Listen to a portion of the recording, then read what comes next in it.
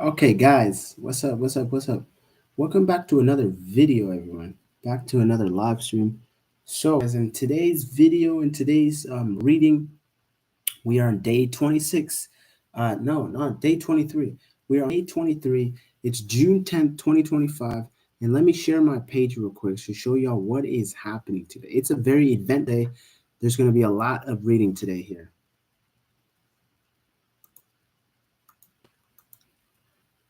So, guys, day 23. We have a lot here. So, yesterday we finished day 22, obviously, 22, 23, and we finished the book of Psalms and we read a bunch of Proverbs. So today we are going to be finishing Proverbs right here. We're going to be reading the book of Ecclesiastes, and then we're going to be reading the book of Songs of Solomon, and then we're going to read 15 chapters of Isaiah. As I told y'all, there's a lot happening today. Look at this. We got like 1, 2, 3, 4 different books we have to read. We're going to be reading either through, or we're going to be reading some of it, or we're going to be finishing. So it's going to be an eventful day, which is super cool. It's kind of like the 5th of June. We read Chronicles, Nehemiah, Esther, Ezra, Esther. So it's kind of like one of those days where it's just a bunch of books we're flying through. So it's one of those days. Super exciting. But thank you guys for tuning in and watching. It's been cool so far reading through the Old Testament. Hey guys, like look at this. We don't have that much left. Look. We got officially 9 days, guys. We're done reading this challenge in 9 days. That's absolutely crazy. Because if we complete today, we have 1, 2, 3, 4, 5, 6, 7. We have 8 days. 8 days after this. That's crazy. That's mind-boggling. Like the fact that I'm so far, the fact that I'm actually doing this challenge, and the fact that I'm actually completing it. Like the progress that I've made is absolutely crazy. Um, it's definitely something that I thought I could not do. I'm like, maybe I'll do it for a week, but man, that looks tough. I have to read about 25 chapters a day. I have to read Numbers, Deuteronomy. Those books are not cool.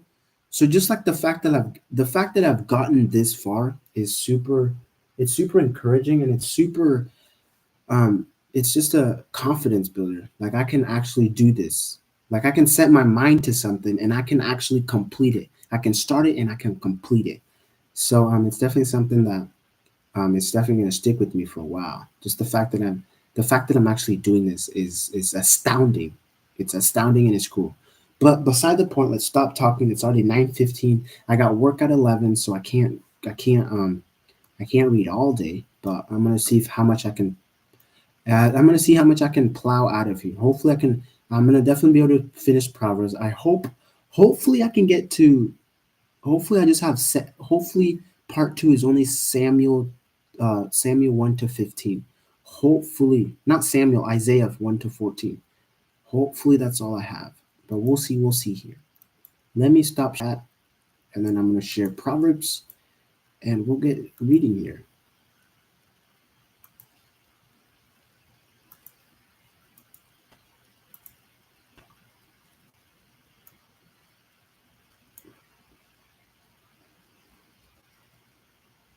Okay. So Proverbs 26, as I told y'all, Proverbs is a tough read, especially if you have to read a bunch of it. It's like I've been having to read chunks of Proverbs. Um, like for instance, yesterday I had to read 25 Proverbs. Like that was super tough for me. So Proverbs is one of those things that is just a lot. Like it's a bunch of knowledge that you don't technically want to read a bunch of, but it's definitely one of the it's definitely in with the First Chronicles. It's just like there's just so much, and it's hard to read the same thing over and over again, kind of. Um, but yeah, so Proverbs 26, like snow in the summer or rain in the harvest, so honor is not fitting for a fool. Like a sparrow in its fitting, like a swallow in its flying, a curse that is causes does not alight. A whip for the horse, a bridle for the tongue, and a rod for the back of fool. Answer not a fool according to his folly, lest he be wise in his own eyes. Whoever sends a message by the hand of a fool cuts off his own feet and drinks violence. Like a lame man begs, like a lame man's leg which hangs useless, is a proverb in the mouth of fools. Like one who binds the stone in the sling is the one who gives honor to a fool. Like a thorn that goes up into the hand of a drunkard is a proverb in the mouth of fools. Like an archer who wounds everyone is the one who hires a passing fool or drunkard. Like a dog that returns to his vomit is a fool who repeats his folly. That one speaks volume. That really does speak volume because I remember my mom saying a lot, like a dog returns to his vomit or a fool who repeats. So just the fact of like you are acting in the same manner as a dog who returns to his vomit because you're going back to your mistakes. You're going back and you're making those same mistakes that I mean that is gross. You know the circumstances, you know the consequence, but you keep going back to it. So I think that one really speaks volume because I just remember hearing it a lot when I was being raised. Do you see a man who is wise in his own eyes? There is no more hope. There is more hope for a fool than for him. The sluggard says, "There is a lion in the road. There is a lion in the streets." As a door turns on its hinges, so does the sluggard on his bed. Mm. As a door turns on its hinges, so does a sluggard on his bed.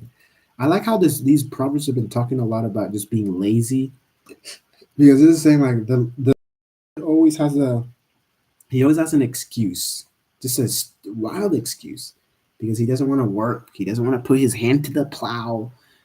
So he has to make all these excuses to justify his laziness. Um, but let's keep going here. Sluggard buries his hand in the dish. It wears him out to bring it back to his hand. Again, talking about just being lazy. Whoever meddles in a quarrel, not his own, is like a man who takes a passing dog by the ear. Like a madman who throws firebrands, arrows, and death, is a man who deceives his neighbor and saying, "I am only joking." For lack of wood, the fire goes out, and where there is no whisper, quarrel ceases. A charcoal to hot embers and wood to fire, so is a quarrelsome man for kindling strife. The words of a whisperer are like delicious morsels. They go down into the inner parts of the body. Like the glaze covering an earthen vessel, or fretting lips with an evil heart. Whoever hates disguises himself with his lips, and harbors deceit in his heart. When he speaks graciously, believe him not, for there are 7 abominations in his heart. Though his hatred be covered with deception, his wickedness will be exposed in the assembly. Whoever digs a pit will fall into it, and a stone will come back on him who starts its rolling. A lying tongue hates its victims, and a flattering mouth works ruins. Do not boast about tomorrow, for you do not know what a day may bring. Let another praise you, and not your own mouth, a stranger, and not your own lips. A stone is heavy, sand is weighty, but a fool's provocation is heavier than both. Wrath is cruel, anger is overwhelming, but who can stand before jealousy? Better is open rebuke than hidden love.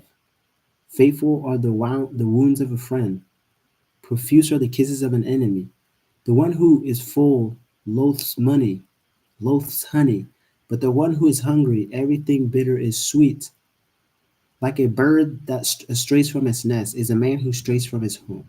Oil and perfume make the heart glad, and the sweetness of a friend comes from his earnest counsel. Do not forsake your friend and your family's Do not forsake your friend and your father's friend. Do not go to your brother's house in the day of your calamity. Better is a neighbor who is near than a brother who is far away. Be wise, my son, and make my heart glad, that I may answer him who reproaches me. The prudent see danger and hides himself, but the simple go on and suffer for it. Take a man's garment when he has put up security for a stranger, and hold it up in pledge when he puts up security for an adulteress. See, like this is like a repeat of another verse that I read in a different proverb. So there's a lot of repetition here. Whoever blesses his neighbor with a loud voice, rises up early in the morning, will be counted as cursing. A continual dripping on a rainy day and a quarrelsome wife are alike. Ooh, to to restrain her is to restrain the wind, or to grasp oil in one's hand, or to grasp oil in one's right hand. Iron sharpens iron, and one man sharpens another. Whoever tends a fig tree will eat its fruit, and he who guards his master will be honored.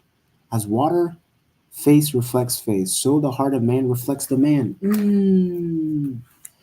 I gotta write that down. Proverbs 27:19. That one actually is pretty good. That one's actually good. Shield and abandon are never satisfied. They're never satisfied as their man. The crucible is for silver and the furnace is for gold, and a man is tested by his praise.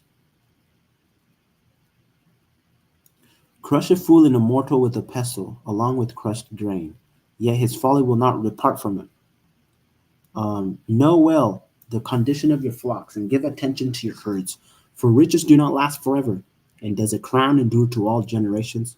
When the grass is gone and new growth appears, and the vegetation of the mountains is gathered, the lambs will provide your clothing, and the goats the price of a field. There will be enough goats' milk for your food, for the food of your household, and maintenance for your girls. So that's that. So 28, Proverbs 28.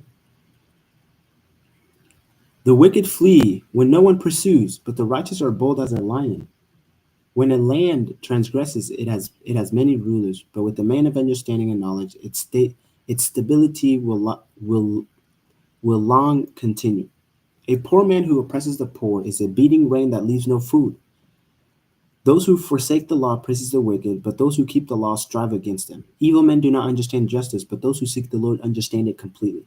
Better is a poor man who walks in his integrity than a rich man who's crooked in his ways. The one who keeps the law is a son with understanding, but a companion of glutton shames his father. Whoever multiplies his wealth by interest and profit gathers it for him who is generous to the poor. If one turns away his ear from hearing the law, even his praise is an abomination.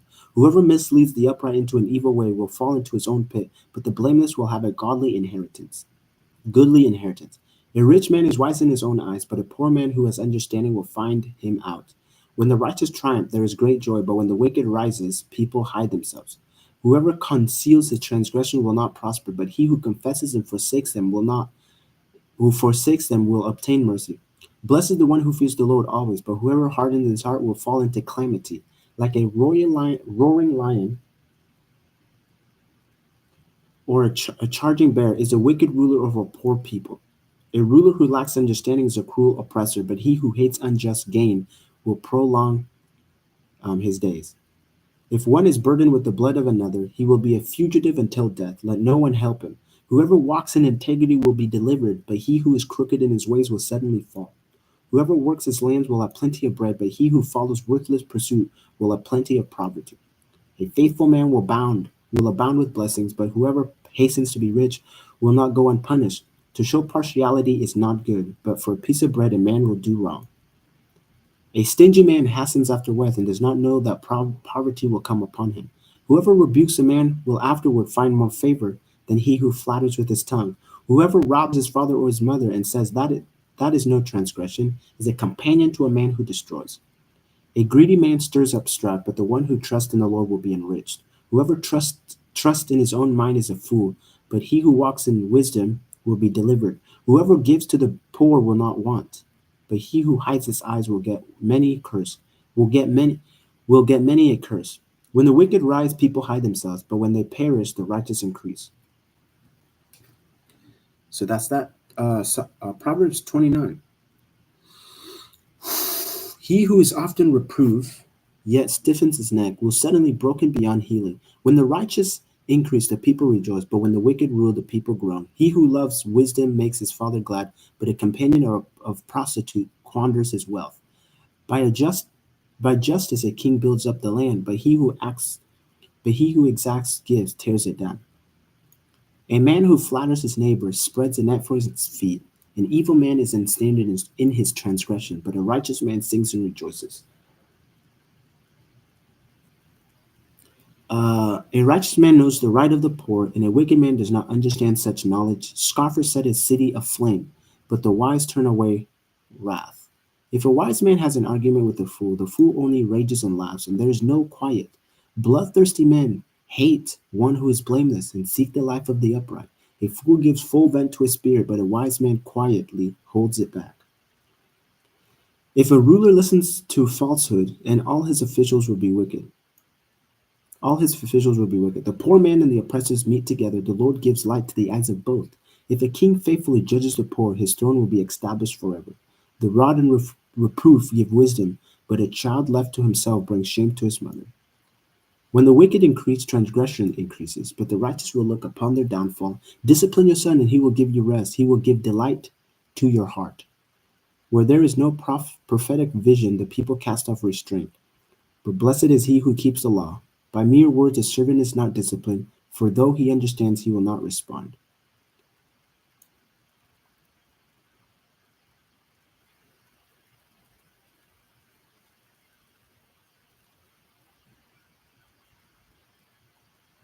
Yeah.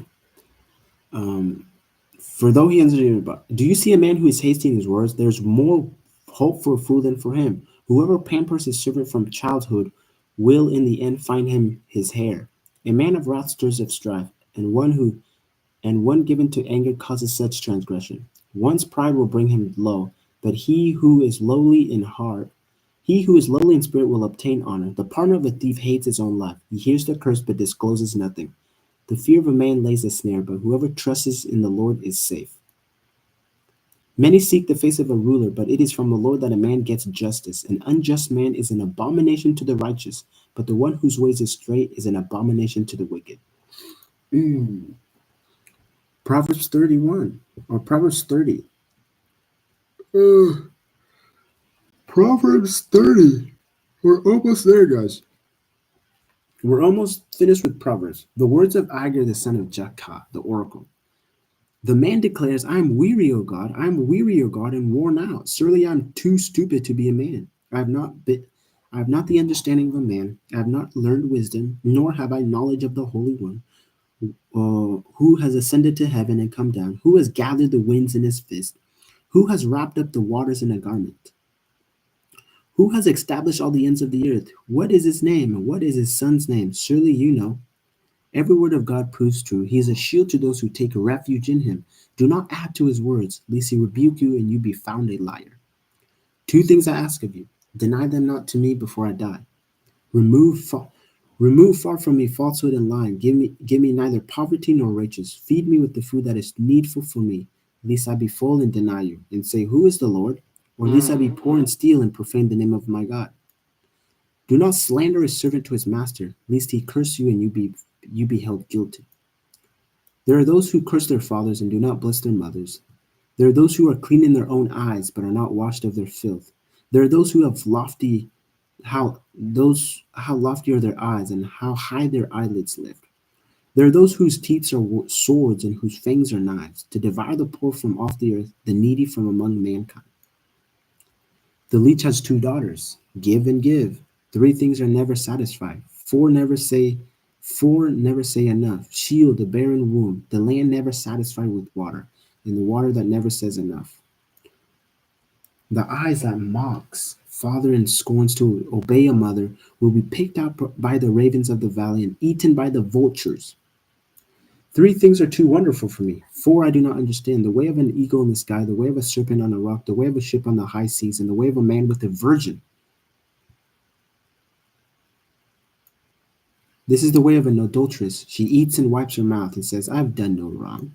Under three things the earth trembles. Under four it cannot bear up. A slave when he becomes king, a fool when he is filled with food, an unloved woman when she gets a husband, and a maidservant when she displaces her mistress. Four things on earth are small, but they are exceedingly wise. The ants are a people not strong, yet they provide their food in the summer. The rock badger are people not mighty, yet they make their homes in the cliffs. The locusts have no king, yet all of them march in rank. The lizard you cannot take in your hands, yet it is in kings' palaces. Three things are stately in their tread, four are stately in their stride. The lion, which is the mightiest among beasts, and does not turn back before this any, the strutting rooster, and the he goat, and a king whose army is with him. If you've been foolish, exalting yourself, or if you have been devising evil, put your hand on your mouth, for pressing milk produces curd, pressing the nose produces blood, and pressing anger produces strife. Mm, that one's kind of a bar though. Proverbs 30 is goaded. Proverbs 30 is actually really good. I like Proverbs 30. I'm definitely going to go back to Proverbs 30. Okay, Proverbs 31. The words of King Lemuel, an oracle that his mother taught him. What are you doing, my son? What are you doing, son of my womb? What are you doing, son of my bowels? Do not give your strength to women, your ways to those who destroy kings. It is not for kings, O Lemuel. It is not for kings to drink wine, or for rulers to take strong drink, lest they drink and forget what has been decreed, and pervert the rights of all the afflicted. Give strong drink to the one who is perishing, the wine to those in bitter distresses. Let them drink and forget their poverty, and remember their misery no more. Open your mouth for the mute, for the rights of all who are destitute. Open your mouth, judge righteously. Defend the rights of the poor and needy. An excellent wife who can find? She is far more precious than jewels. The heart of her husband trusts in her, and he will have no lack of gain. She does him good and not harm all the days of her life. She seeks wool and flax and works with the willing hands. She's like the ships of the merchants. She brings her food from afar. She rises while it is yet night, and provides food for her household and portions for her maidens. She considers a field and buys it. With the fruits of her hands, she plants a vineyard. She dresses herself with strength and makes her arms strong. She perceives that her merchandise is profitable. Her lamps does not go out at night. She puts her hand to the distaff, and her hands hold the spindle. She opens her hand to the poor and reaches her hands to the needy. She's not afraid of snow for her household, for all her household are clothed in scarlet. She makes coverings for herself. Her clothing is fine linen and purple. Her husband is known in the gates when he sits among the elders of the land. She makes linen garments and sells them, and she delivers sashes to the merchants. Strength and dignity are her clothing, and she laughs at the time to come. She opens her mouth with wisdom, and the teaching of kindness is on her tongue. Her children rise up and call her. Wait, I skipped a verse. Verse 28. No, 27. She looks well to the ways of her husband and does not eat the bread of idleness. Her children rise up and call her blessed, her husband also, and she praises her.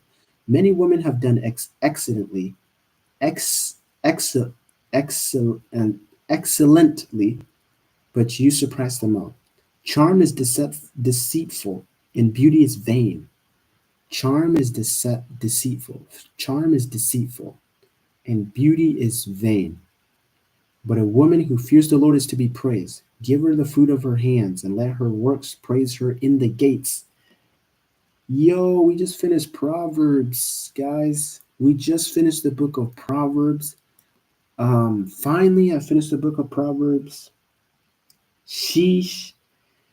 Man, that was tough. I'm not gonna lie. Proverbs was a tough read. Um, yeah, man. Proverbs complete. That's crazy. Proverbs complete. Beautiful. I'm gonna take a little break. I might take a little break. Oh my gosh.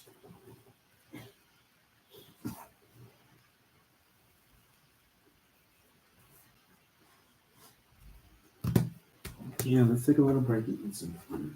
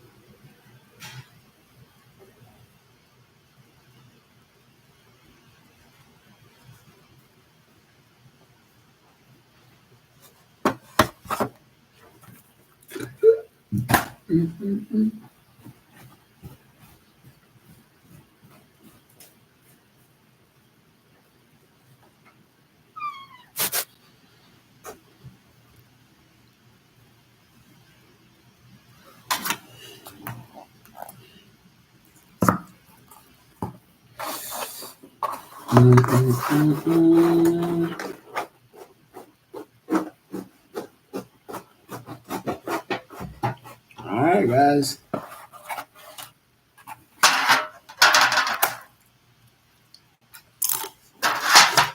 I know what we got. So, Proverbs, after Proverbs, we got what?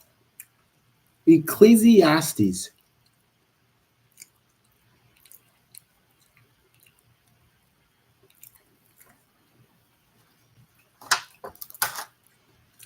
Okay.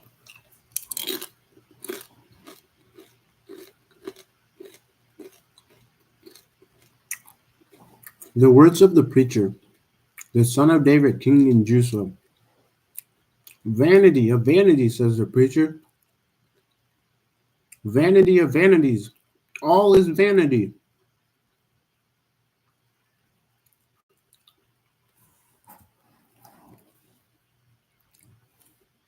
What does the man gain by all the toil by which he toils under the sun? A generation goes and a generation comes, but the earth remains forever. The sun rises and the sun goes down, and it hastens to the place where it rises. The wind blows to the south and goes around to the north. Around and around goes the wind, and on its circuits the wind returns. All streams run to the sea, but the sea is not full. To the place where the streams flow, where they flow again. All things are full of weariness. A man cannot utter it.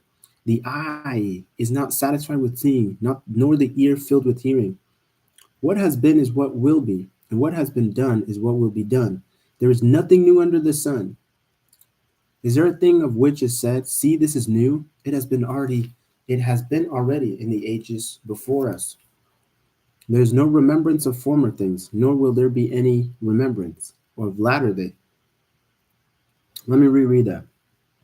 There is no remembrance of former things, nor will there be any remembrance of latter things yet to be among those who come after.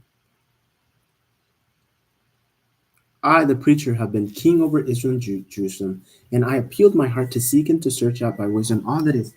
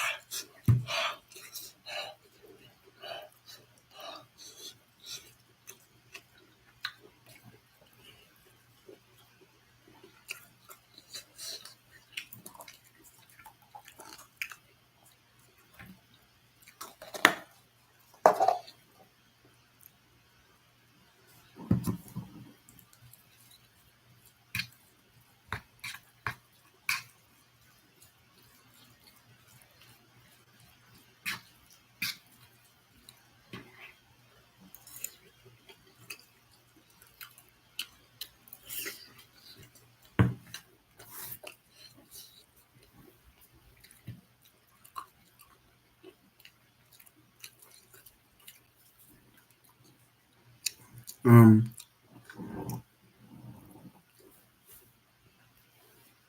I, the preacher, have been king over Israel and Jerusalem, and I applied my heart to seek and to search out by wisdom all that is done under the earth, that is done under the heaven. It is an unhappy business that God has given to the children of man to be busy with. I have seen everything that is done under the sun, and behold, all is vanity and striving after the wind. What is crooked cannot be made straight. What is lacking cannot be counted. I said in my heart, I have acquired great wisdom, surpassing all who were over Jerusalem before me, and my heart has had great experience of wisdom and knowledge. And I applied my heart to know wisdom and to know madness and folly. I perceive that this also is but a striving. I perceive that this also is but a striving after the wind. For much wisdom is much vexation, and he who increases knowledge increases sorrows. Hmm.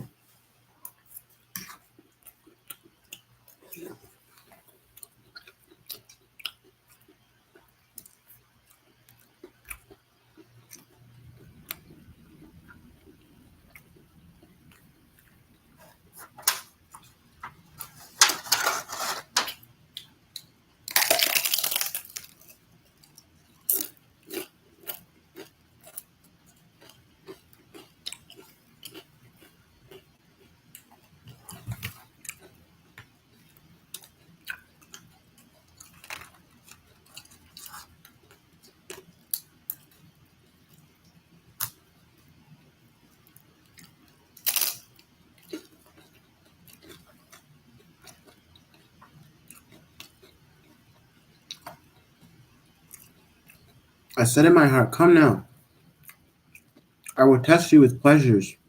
Enjoy yourself. But behold, this also was vanity.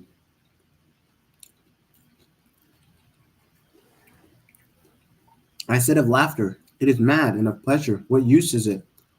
I searched with my heart how to cheer my body with wine, and my heart still guided me with wisdom, and how to lay hold on folly, till I might see what was good for the children of man to do under heaven during the few days of their life.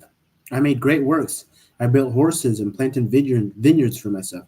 I made myself gardens and parks and planted in them all kinds of fruit trees. I made myself pools from which to water the forests and of growing trees. I bought male and female servants who had slaves who were born in my house.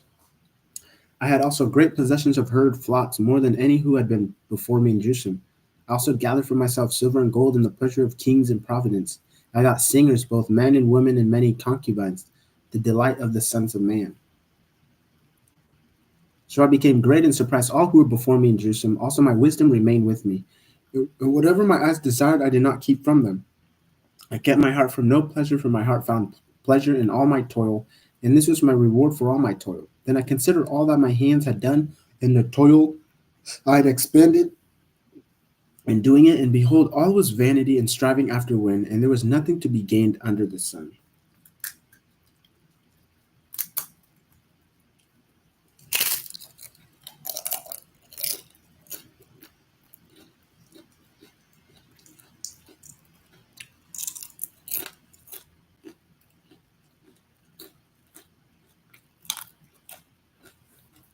So I turned to consider wisdom and madness and folly.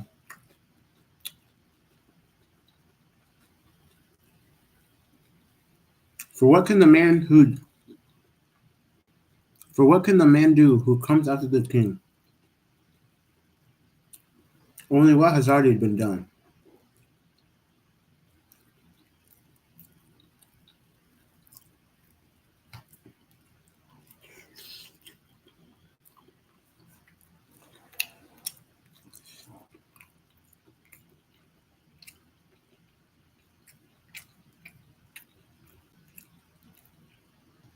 And then I saw that there is more gain in wisdom than in folly, as there is more gain in light than darkness. The wise person has his eyes in his head, but the fool walks in darkness. And yet I perceive that the same event happens to all of them. Then I said in my heart, what happened to the fool will happen to me also. Why then have I been so why have I been Why have I been so very wise? And I said in my heart that this also is vanity. For of the wise as the fools, as a fool, there is no enduring remembrance, seeing that in the days to come all will have been long forgotten. How the wise die just like the fool. So I hated life, because what is done under the sun was grievous to me, for all his vanity and striving after wind.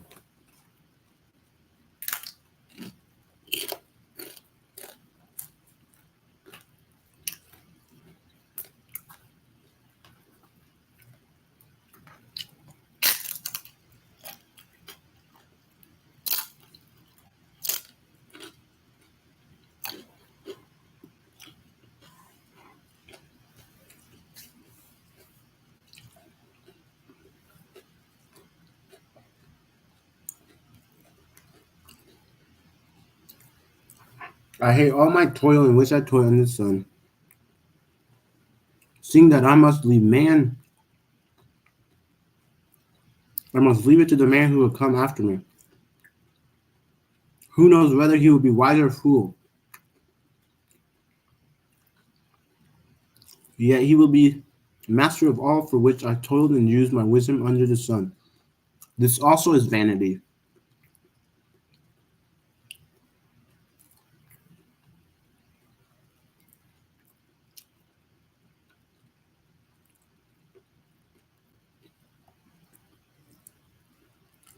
So I turned about and gave my heart up to despair over all the toil of the labors under the sun. Because sometimes a man who has toiled with wisdom and knowledge and skill must leave everything to be means everything to be enjoyed by someone who did not toil for it. This also is vanity and great evil. What has a man from all the toil and striving of heart with which he toils beneath the sun? For all his days are full of sorrow, and his works is vexation, even in the nights. Even in the heart does not rest. This also is vanity. There is nothing better for a man than that he should eat and drink and find enjoyment in his toil. This also I saw is from the hand of God. 4. Apart from him, who can eat or who can have enjoyment? For to the one who pleases him, God has given wisdom and knowledge and joy. But to the sinner, he has given the business of gathering and collecting, only to give to one who pleases God. This also is vanity and is striving after wind. Man, Ecclesiastes. Y'all go read Ecclesiastes, y'all. This is interesting because I've always thought of a lot of this.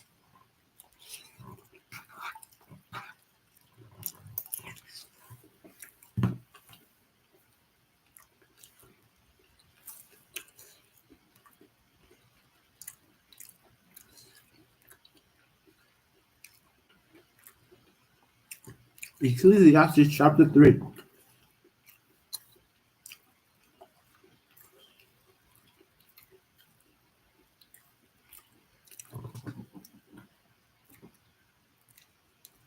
For everything there is a season and a time for every matter under heaven. A time to be born and a time to die. A time to plant and a time to pluck up what is planted.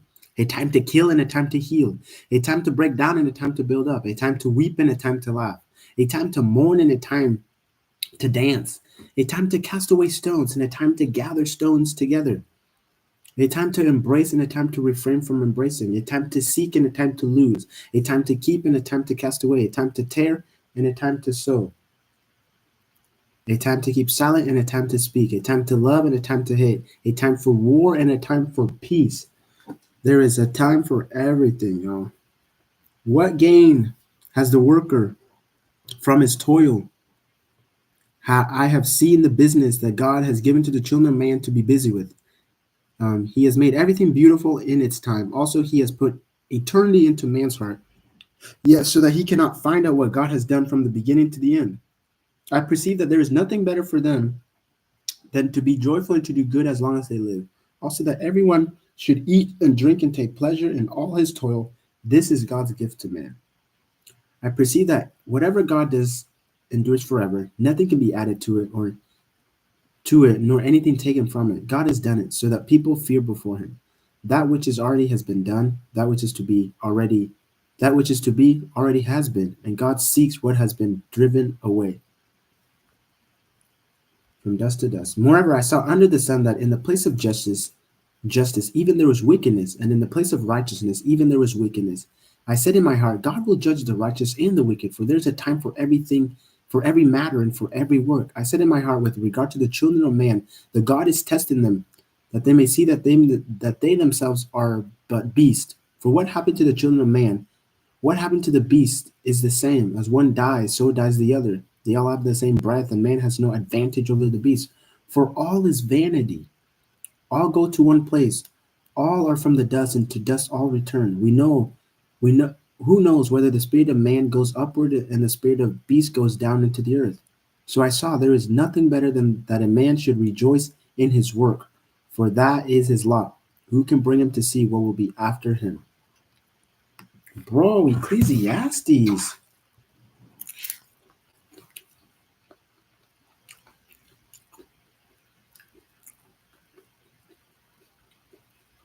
Okay, Ecclesiastes. I was not familiar. I was not familiar with your knowledge.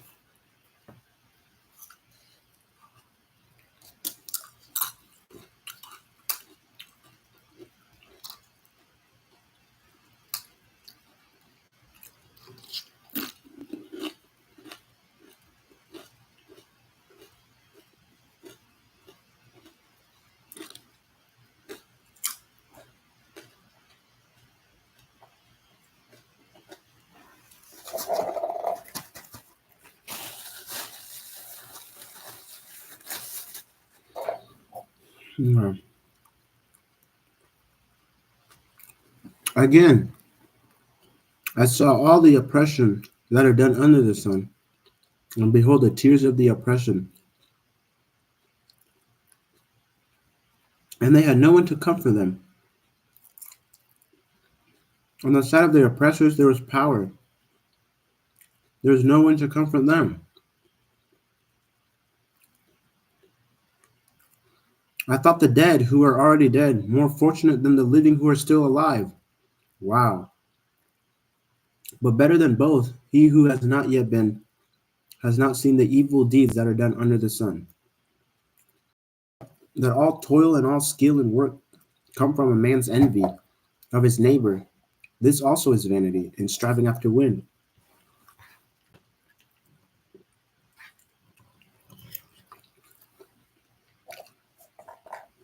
The fool holds his hands and eats his own flesh.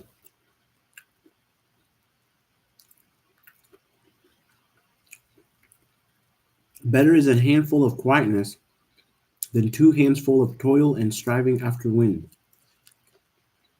Again, I saw vanity under the sun. One person who has no other son or brother, yet there is no end to all his toil, and his eyes are never satisfied with riches, so that he never asks, for whom am I toiling and depriving myself of pleasure? This also is vanity and an unhappy business. Two are better than one, because they have good reward for their toil.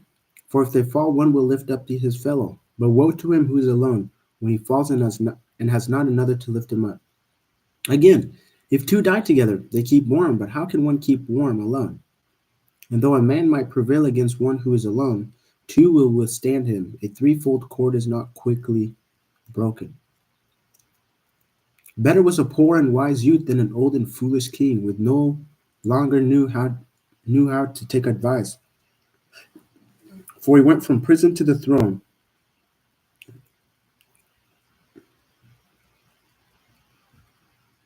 Though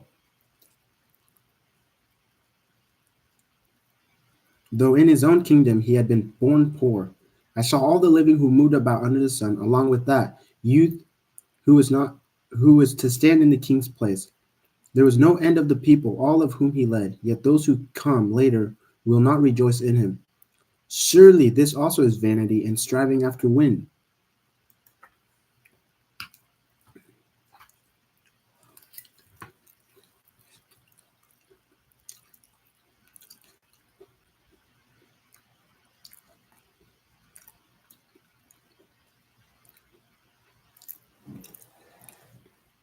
Guard your steps when you go to the house of God. To draw near to listen is better to offer the sacrifice of fools, for they do not know what they are doing.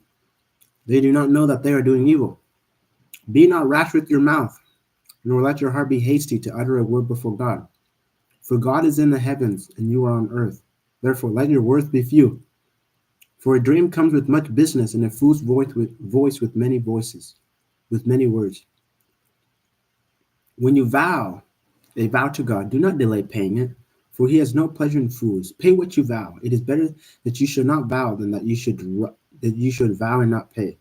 Let not your mouth lead you into sin, and do not say before the stranger that it was a mistake. Why should God be angry at your voice and destroy the works of your hands? For when dreams increase and words grow many, there is vanity. But God is the one you must fear. If you see a providence and oppression of the poor, and the violation of justice and righteousness, do not be amazed at the matter, for the high official is watched by a higher. There are yet higher ones over them, but this is again for a land in every way, a king committed to cultivated fields. He who loves money will not be satisfied with money, nor he who loves wealth with his income. This also is vanity. When goods increase, they increase who eat them. And what advantage has their owner but to see them with his eyes? Sweet is the sleep of a laborer, whether he eats a little or much, but the full stomach of the rich will not let him sleep.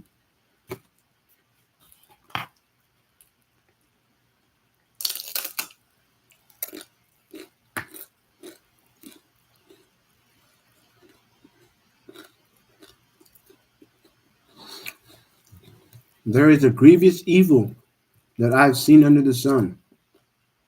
Riches were kept by their owner to his hurt, and those riches were lost in a bad venture. And he is the father of a son, but he has nothing in his hand. As he came from his mother's womb, he shall go again, naked as he came, and he shall take nothing for his toil that he may carry away in his hand. This also is a grievous evil. Just as he came, so shall he go, and what gain is there to him who toils for the wind? Moreover,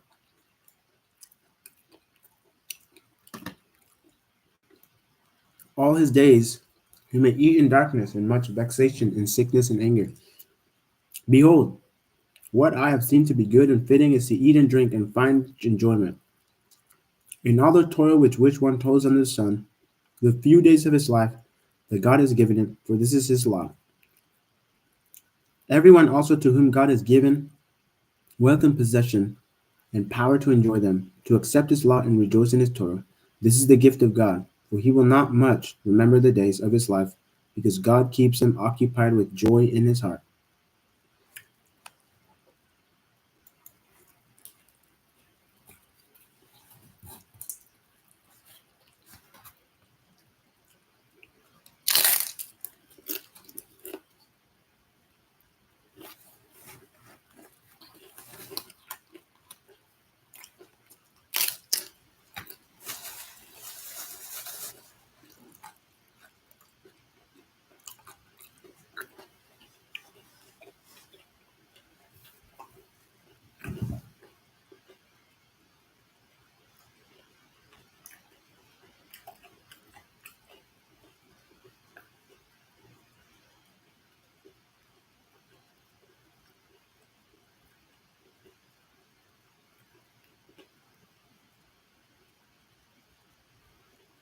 Hmm.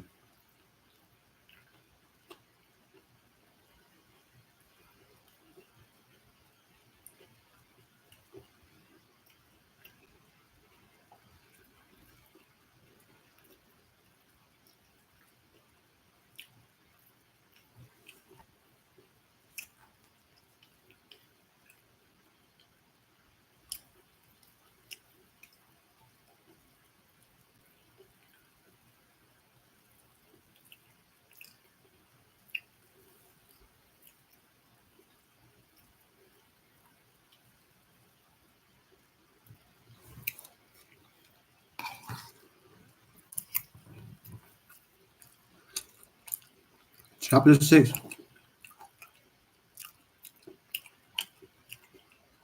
There is an evil that I have seen under the sun, and it lies heavy on mankind. A man to whom God gives wealth, possession, and honor, so that he lacks nothing of all that he desires, yet God does not give him power to enjoy them, but a stranger enjoys them. This is vanity. It is a grievous evil.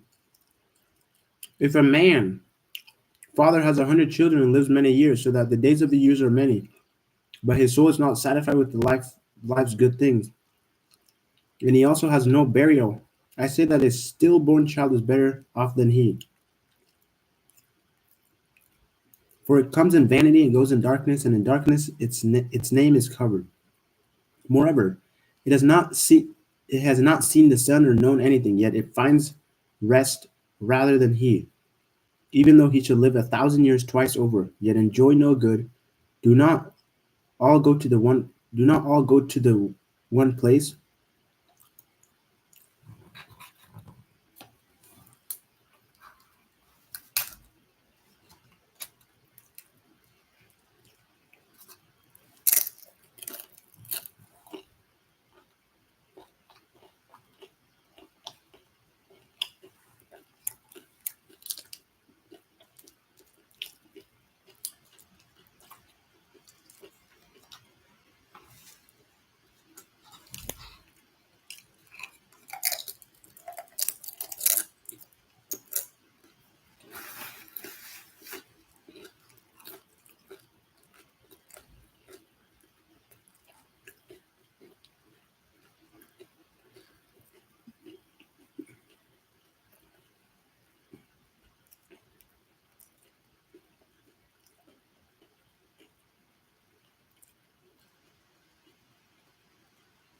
All the toil of a man is for his mouth,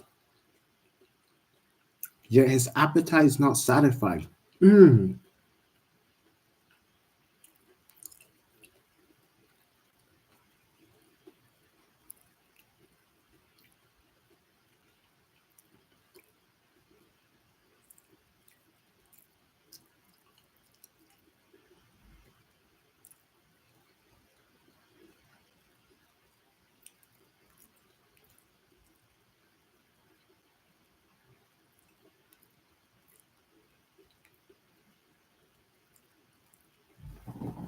All the toil of a man is for his mouth, yet his appetite is not satisfied. All the toil of a man is for his mouth, yet his appetite is not satisfied. What a great way to phrase it. No words can speak louder than this right here. This is great words right here. For what advantage has the wise man over the fool? And what does the poor man have who knows how to conduct himself before the living? Better is the sight of the man, better is the sight of the eyes than the wandering of the appetite. This also is vanity and striving after the wind.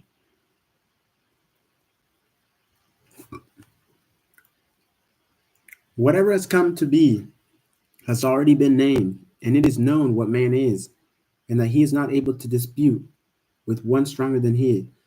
The more wars, the more vanity, and what is the advantage to man? For he knows what is good for man while he lives in the few days of his vain life, which he passes like a shadow. For who can tell man what will be after him under the sun? Man, why are these such bars too? A good name is better than precious ointment, in the days of death than the day of birth. It is better to go to the house of mourning than to go to the house of feasting, for this is the end of all mankind, and the living will lay it to heart.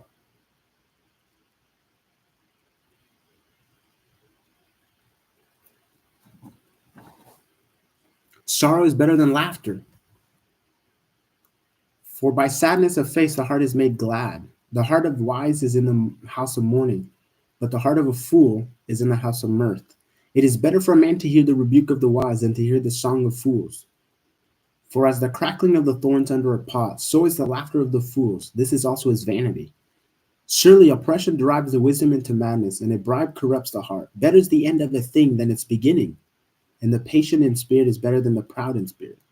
Be not quick in your spirit to become angry, for anger lodges in the heart of fools. Say not, where were the former days before these? For it is not from the wisdom that you ask this. Wisdom is good with an inheritance, an advantage to those who see the sun. For the protection of wisdom is like the protection of money, and the advantage of knowledge is that wisdom preserves the life of him who has it. Consider the work of God, who can make straight what he has made crooked. In the days of prosperity, be joyful in the days of adversity. Consider, God has made the one as well as the other, so that man may not find out anything that will be after him.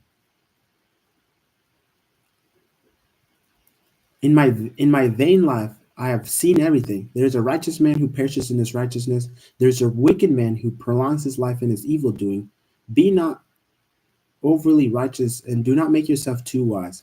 Why should you destroy yourself? Be not overly wicked, either be a fool, neither be a fool. Why should you die before your time? It is good that you should take hold of this, and from that withhold not your hand, for the one who fears God shall come out from both of them. Wisdom gives strength to the wise, more than 10 rulers who are in the city. Surely there is not a righteous man on earth who does good and never sins. Do not take to heart all things that people say, lest you hear your servant cursing you. Your heart knows that many times you yourself have cursed others. Mm. All this I have tested. By wisdom I said, I will be wise, but it was far from me. That which has been in far off and deep, very deep, who can find it?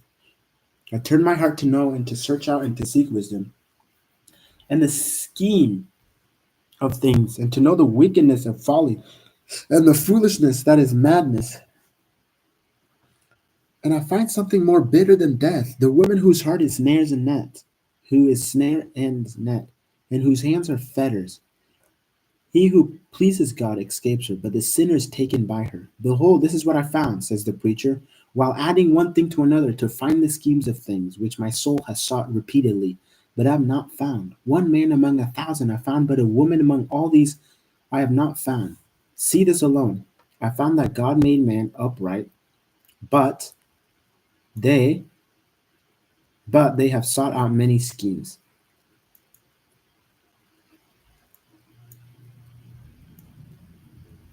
Who is where?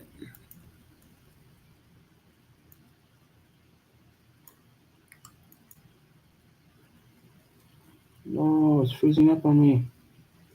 Okay. Please don't freeze up on me yet.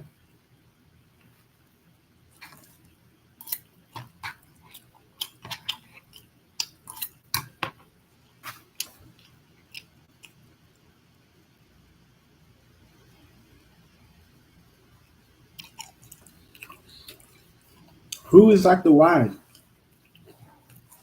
Who knows the interpretation of a thing? A man's wisdom makes his face shine, and the hardness of faces change. I say, no, it's freezing up on me.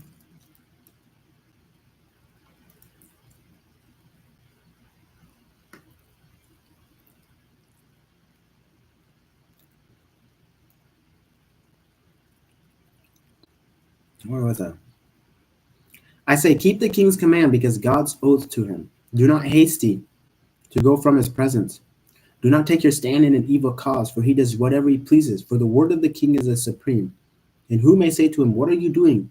Whoever keeps the command will know no evil thing, and the wise heart will know the proper time and the just wit. For there is a time and a way for everything, although man's troubles lies heavy on him. For he does not, bro.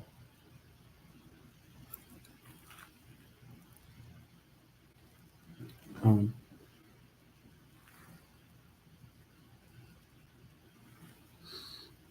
for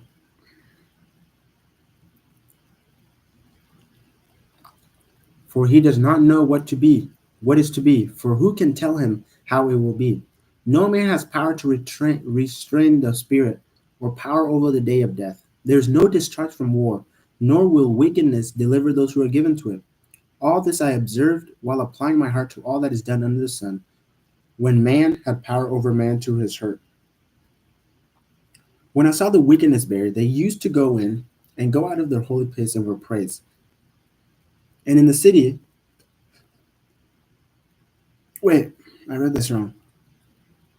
When I saw the wicked buried, they used to go in and out of their holy place and were praised in the city where they had done such things. This also is vanity, because the sentence against an evil deed is not executed speedily. The heart of the children of man is fully set to do evil. Though a sinner does evil 100 times and prolongs his life, yet I know that it will be well with those who fear God, because they fear before him. But it will not be well with the wicked, neither will he prolong his days like a shadow, because he does not fear before God. There is vanity that takes place on earth, but there are righteous people to whom it happens according to the deeds of the wicked, and there are wicked people to whom it happens according to the deeds of the righteous. I say this also is vanity. I commend it joy, for man has nothing better under the sun but to eat, drink, and be joyful. For this will go with him in his toil through the days of his life that God has given him under the sun. When I applied my heart to know wisdom and to see the business that is done on earth, how neither day nor night do one's eyes see sleep, then I saw all the work of God, that man cannot find out the work that is done under the sun. However, much many much man may toil in seeking, he will not find it out. Even though a wise man claims to know, he cannot find it out. How many chapters are in here? 13?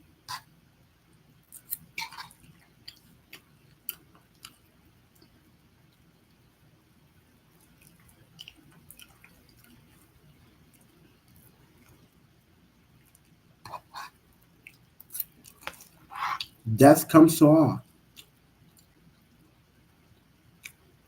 But all this I laid to heart, examining it all, how the righteous and the wise and their deeds are in the hand of God. Whether it is love or hate, man does not know. Both are before him. It is the same for all, since the same event happens to the righteous and the wicked, to the good and the evil, to the clean and to the unclean, to him who sacrifices and to him who does not sacrifice. As the good one is, so is the sinner. And he who swears is as he who shuns an oath. This is an evil in all that is done under the sun, that the same event happens to all. Also the heart of the children of man are full of evil, and madness is in their hearts while they live, and after that they go to the dead. But he who is joined with all the living knows that they will die.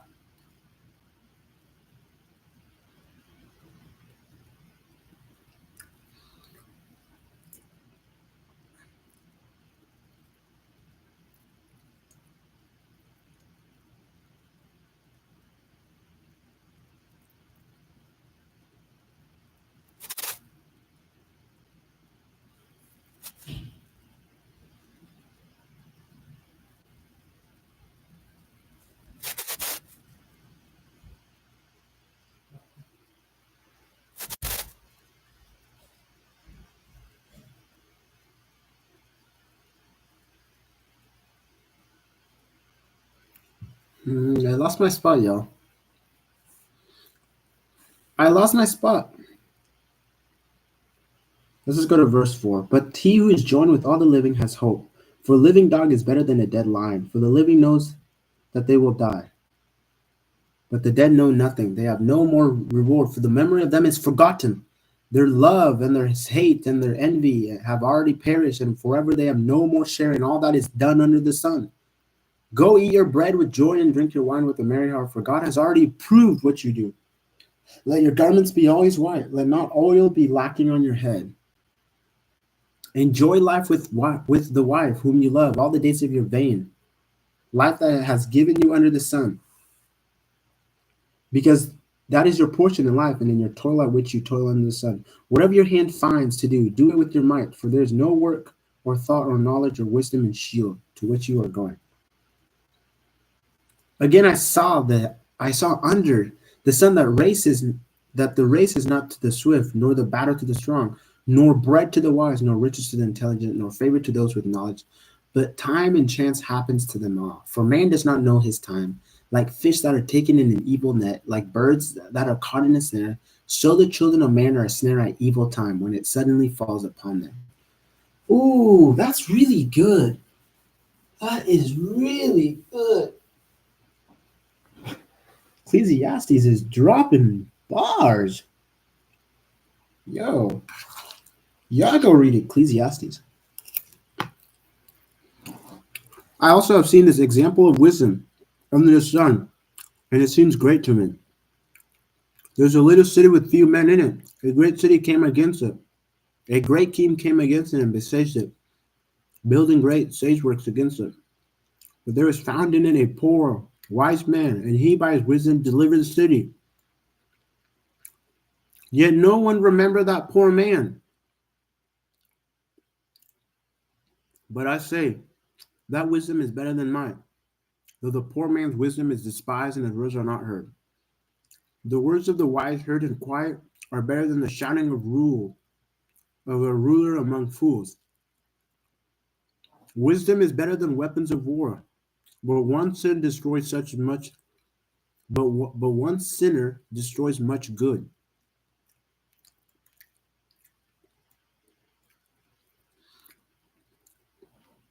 Dead flies make the perfumer's ointment give off a stench.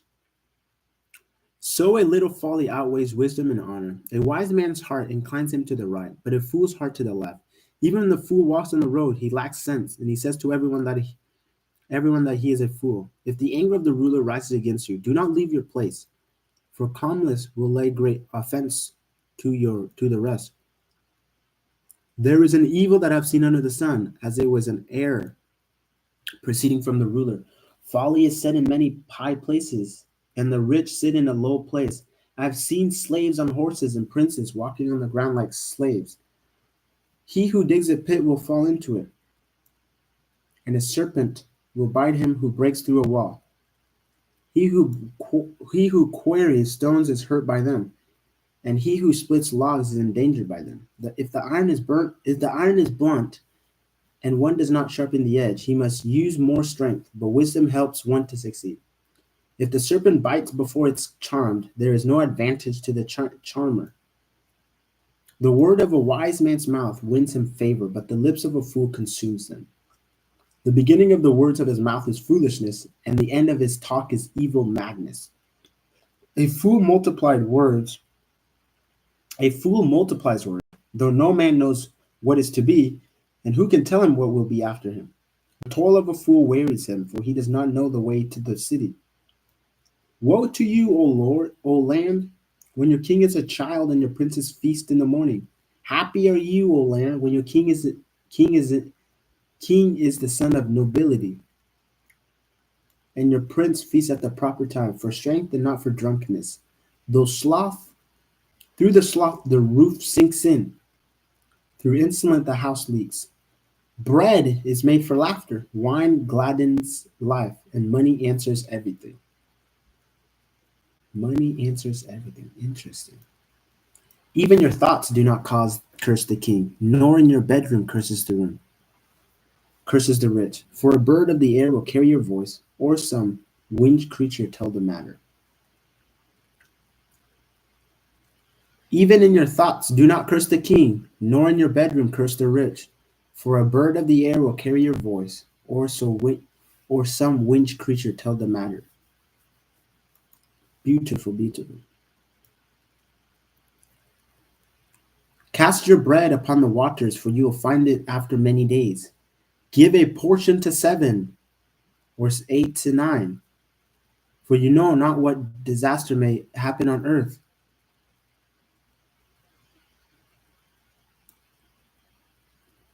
And if the trees fall to the south or to the north, in the place where the trees falls, there it will lie. He who observes the wind will not sow, and who regards the clouds will not reap.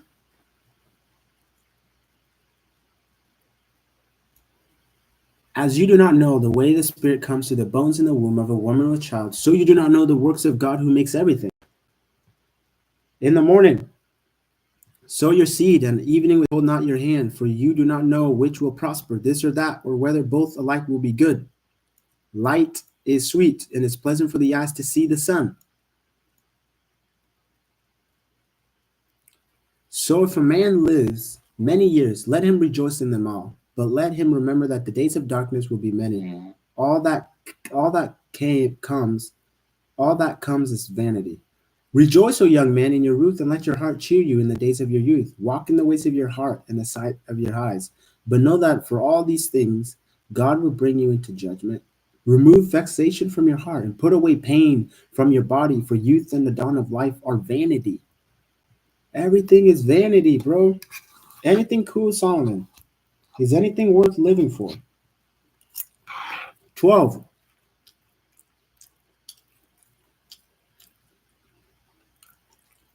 Remember also your Creator in the days of your youth, before the evil days come and the years draw near, which you will say, I have no pleasure in them. Before the sun and the light and the moon and the stars are darkened, and the clouds return after the sun, and the day when the keepers of the house tremble, and the strong men are bent, and the grinders cease because they are few, and those who look through the windows are dim, and the doors on the streets are shut, when the sound of the grinding is low, and one rises up at the sound of a bird, and all the daughters of the songs are brought low. They are afraid also of what is high, and terrors are in the way. The almond tree blossoms, the grasshopper drags itself along, and desires fails because man is going to his eternal home, and the mourners go about the streets.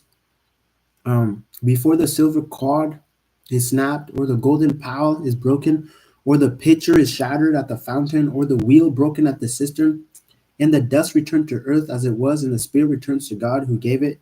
Vanity of vanity, says the preacher. All is vanity. Craziness. Holy moly. Beside being wise, the preacher also taught the people knowledge, weighing and studying and arranging many proverbs with great care. The preacher sought to find words of delights, and uprightly he wrote words of truth. The words of the wise are like goads, and like nails firmly fixed on the collection, saying, they are given by the one shepherd. My son, beware of anything beyond these, and making many books. There is no end. Much study is a weariness of the flesh. The end of the matter, all has been heard. Fear God and keep his commandments, for this is the whole duty of man. For God will bring every deed into judgment with every secret thing, whether good or evil.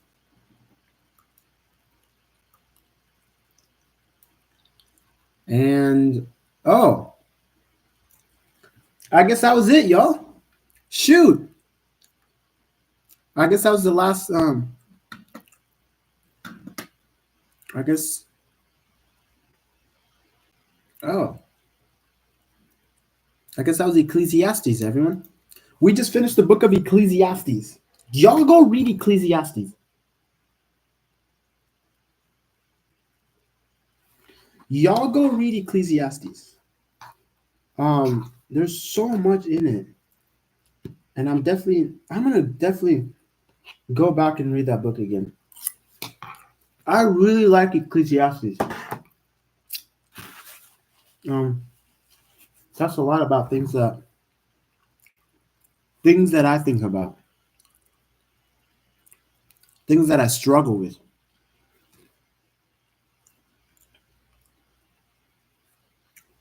So that is really cool.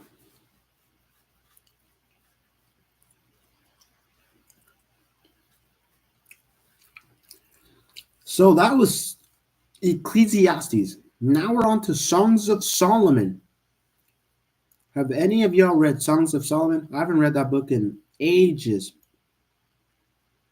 But here we are, Songs of Solomon.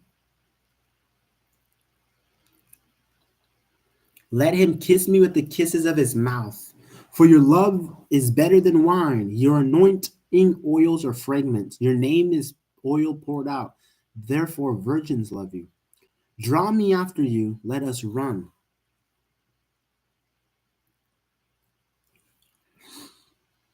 Um, The king has brought me into his chambers. We will exult and rejoice in you. We will extol your love more than wine. Rightly do they love you. I am very dark but lovely, O daughters of Jerusalem, like the tents of Kedar, like the curtains of Solomon. Do not gaze at me because I am dark, because the sun has looked upon me. My mother's sons were angry with me. They made me keeper of the vineyards, but my own vineyard I have not kept. Tell me, you whom my soul loves, where you pasture where you pasture your flock, where you make it lie down at noon. For why should I be like the one who veils herself beside the flocks of your companions? If you do not know, O most beautiful among women, follow in the tracks of the flock and pasture your young goats beside the shepherd's tent. I compare you, my love, to the mar among Pharaoh's chariots. Your cheeks are lovely with ornaments, your neck with strings of jewels. We will make for you ornaments of gold, studded with silver. While the king was on his couch, my my nard gave forth its fragments. My beloved is to me a sachet of myrrh that lies between my breasts. My beloved is to me a cluster of henna blossoms in the vineyard of En, Engedi. Behold, you are beautiful, my love. Behold, you are beautiful. Your eyes are doves. Behold, you are beautiful, my beloved. Truly delightful. Our couch is green. The beams of our house are cedar. Our rafters are pine. So that's Songs of Solomon chapter 1. Songs of Solomon chapter 2. I am a rose of Sharon, a lily of the valleys. As lily among brambles, so is my love among young women.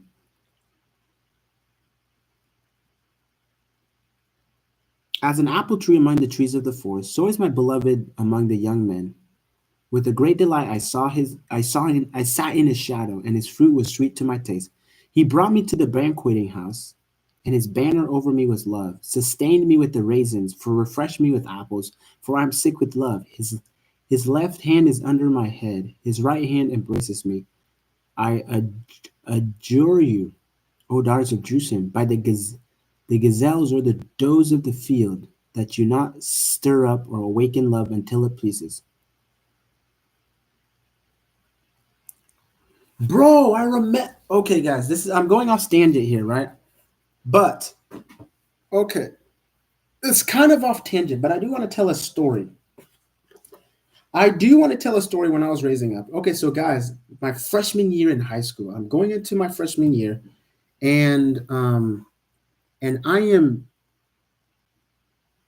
doing track, right? I was an athlete in high school. I truly was an athlete, and I started doing track in eighth grade, and I was really good in eighth grade actually.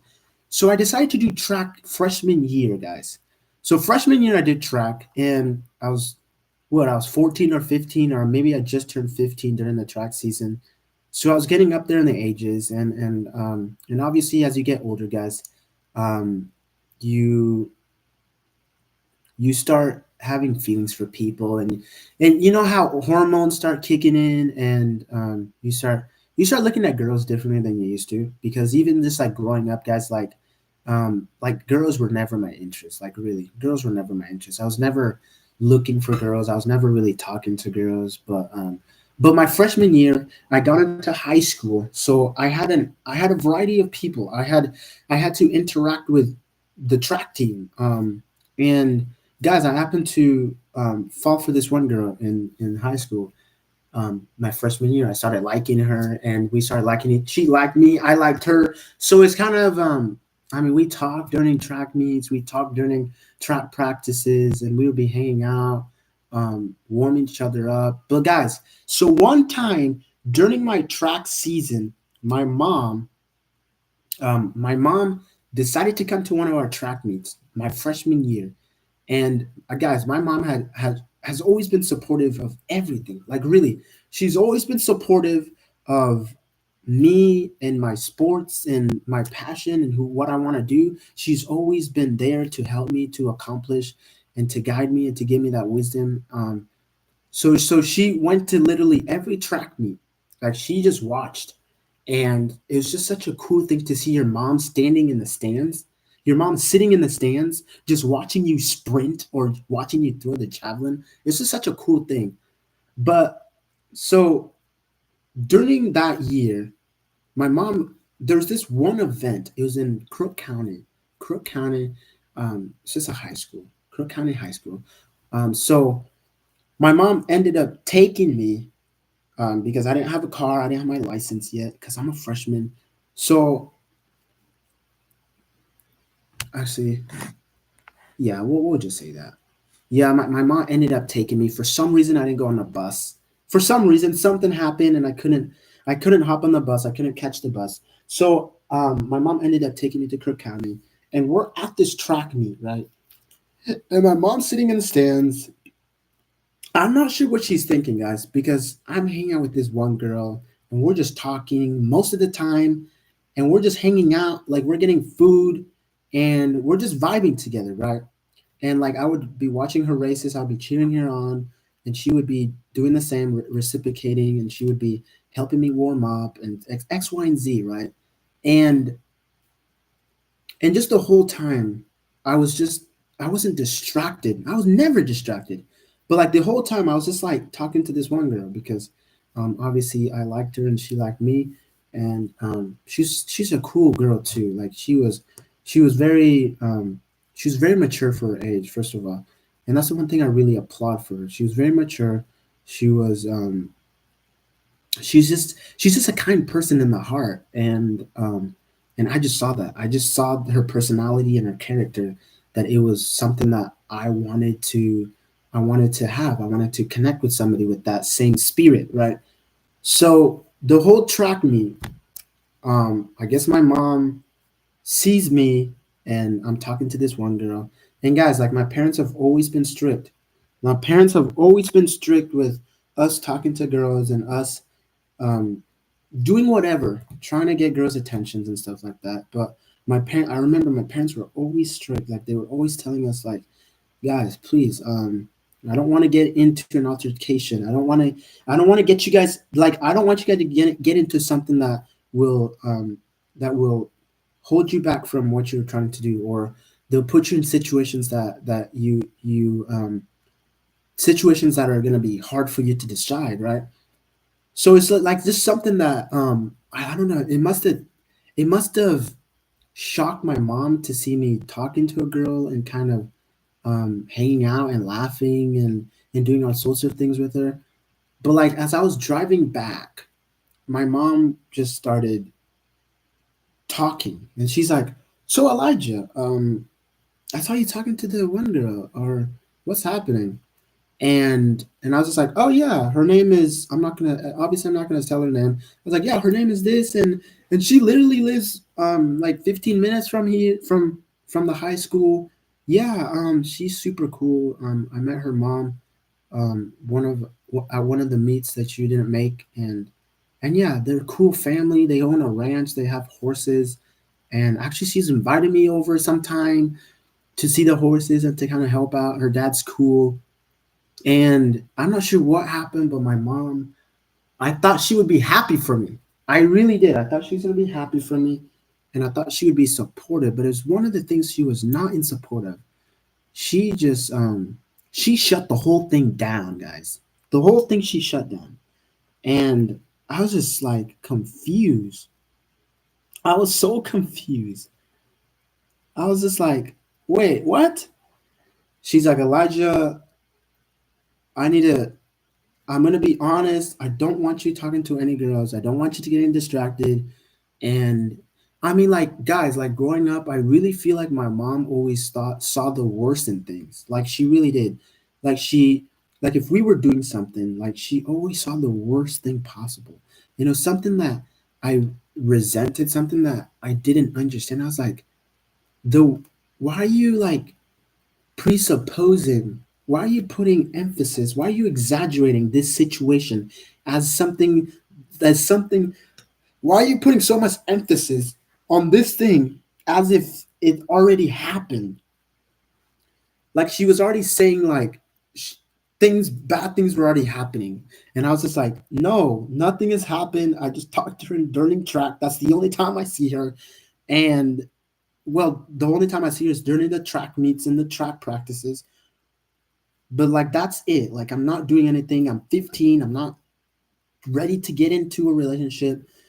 I'm not ready to have kids. Like this is not something that I'm thinking about. Guys, like I've always been honest. Like I've always been honest. I've always been like the guy that's like, I gotta make decisions, and I know my mistakes might paint a negative mark on me, right? But so I gotta be going into high school, I was like, I need to be honest, I need to be transparent, and I need to have that integrity, right? Have that standard. And And I just knew who I was. I was like, there's never, like, I'm never going to do the things that you're presupposing me to do. And and it was just, guys, like, it was just like weird. She was just scared of me just talking to a girl and kind of hanging out. I don't know what it was. She was just scared that I would fall off, or that I would fall in love too much, and I would start, I don't know, maybe I'll start being arrogant and non-disciplined. I don't know what her deal was. I don't know why she always had this intent to just put so much negative connotations, negative aura, negative vibe into things that I genuinely wanted. Right? It's like me talking to a girl. Is that bad? Right? Me not even like talking to a girl, like trying to ask her out or like rizzing her up, just talking to her because she's a human being and because I'm trying to be a person that people will like, a person that people can connect with, right? But it was just the one thing. And talking about that, guys, this is the verse that she pulled up with me. I promise you guys, this is the verse that she pulled up. I'm not even lying. I remember it was 2018, and I came back home from the track meet, and she told my dad what happened, that I was talking to a girl and that I was hanging out, and that's all I was doing. And they literally pulled up this verse. It says, um, it says that you should not stir up awaken love until it you should not stir up or awaken love until it pleases. And I remember them telling me to write this verse down, just this specific last, the last part of it right here, that you should not stir up or awaken love until it pleases. Right? I remember them telling me to write this thing down, and then they wanted me to explain and write a paper on it. I remember writing a paper on this, and they're like, please write a paper um, as a way to understand what we're saying to you. Please write a paper on what this means, and like how you can apply that to maybe the situation you're going through. And guys, like, I wrote this verse down, and then I wrote like a 500-page essay because that's what they told me to do. And it was just, it felt like I was being punished for something that I wasn't doing, and they were punishing me for something that they thought I was doing, or they presupposed that I was already going to do. I was already heading in that way to do it, and they were already punishing me. Guys, like, it felt such a I was so upset, guys. Like, I don't want to sugarcoat anything, but I was just upset. I was mad. And like that whole year, every time my mom came to my meets, guys, like, I don't even know what I would do. Like, obviously, like, I saw her and X, Y, and Z, but like, it was just like, and then, guys, the worst thing is like the worst thing is they literally told me to be, they told me to tell her um, what, like, I couldn't. Oh, what was it? It's just like they told me to tell her and to be honest with her that I couldn't we couldn't like be friends or something. It was something weird. Like or maybe it was something, or they told me that I shouldn't be talking to her that much. Like, they're like, Elijah, please tell your friend that you shouldn't be talking to her that much. That you can't, you have to be focused on track. That's why like, guys, it got so bad. Like, my mom threatened to like pull me out of track. Like, she almost pulled me out of the track season because of this instance and this thing that was happening. Like, that's how bad it got. Like, she was like, if you don't listen to what I'm saying, and if you stop talking to her, I'm going to literally pull you out of track, and you will not have track. You will go work with your dad, and your life will not be what you want it to be. And man, I feel like I'm just damning my mom for what she did, but I'm just trying to be honest with when this verse pulls up, guys. This is what I remember. I do. When I pulled it up, when I just read it, this is what I remember. that you not stir up or awaken love until it pleases. Um, but like, just to fit everything together, guys, it was that circumstance. I remember reading this, writing a paper on it, and just feeling just like, what the? I was just like, what am I doing? Am I actually am I actually in the wrong here? Or just am I doing wrong, or are my parents just strict and they just are looking out for the best for me, right? And like it got to a point where I was just like, I mean, it seems like they're looking out for the best for me because it can get messy if I'm not careful here, right? So I just ended up just accepting and just kind of pondering and just accepting everything that they said. And obviously it wasn't easy, because I still had the whole track season to see her and to talk to her. And there are instances where I was just like, I had to distance myself during the track meets and during the practices. Um, and it was just like, it was such a weird thing, man. It was just, I don't even know how to explain it now. I do remember it though. But let's continue here. Verse 8, the voice of my beloved, um, behold, he comes, leaping over the mountains, bounding over the hills. My beloved is like a gazelle, oh, or a young stag. Behold, there he stands behind our wall, gazing through the windows, looking through the lattice. My beloved speaks and says to me, arise, my love, my beloved, my beautiful one, and come away. For behold, the winter is past, the rain is over and gone. The flowers appear on the earth, and the time of singing has come. The voice of the turtle dove is heard in our land. The fig tree ripens its figs, and the vines are in blossoms. They give forth fragrance. Arise, my love, my beloved one, and come away. O my dove, in the clefts, in the clefts of the rock, in the crannies of the cliff, let me see your face. Let me hear your voice, for your voice is sweet and your face is lovely. Catch the foxes for us, the little foxes that spoil the vineyards, for our vineyards are in blossom. My beloved is mine and I'm his. He gazes among the lilies until the day breathes and the shadows flee. Turn, my beloved, be like a gazelle or a young stag on a cleft mountains. Hmm. Songs of Solomon's iffy. It's weird. I don't even know how to. Let's keep reading here. On my bed by day, on my bed by night, I sought him whom my soul loves. I sought him, but found him not. I will rise and go about the city, in the streets and in the squares. I will seek him whom my soul loves. I sought him, but found him not. The watchmen found me, and they went out about in the city. Um, have you seen him whom my soul loves? Scarcely had I passed them when I found him whom my soul loves. I held him and will not let him go until I brought him into my mother's house and into the chamber of her who conceived me.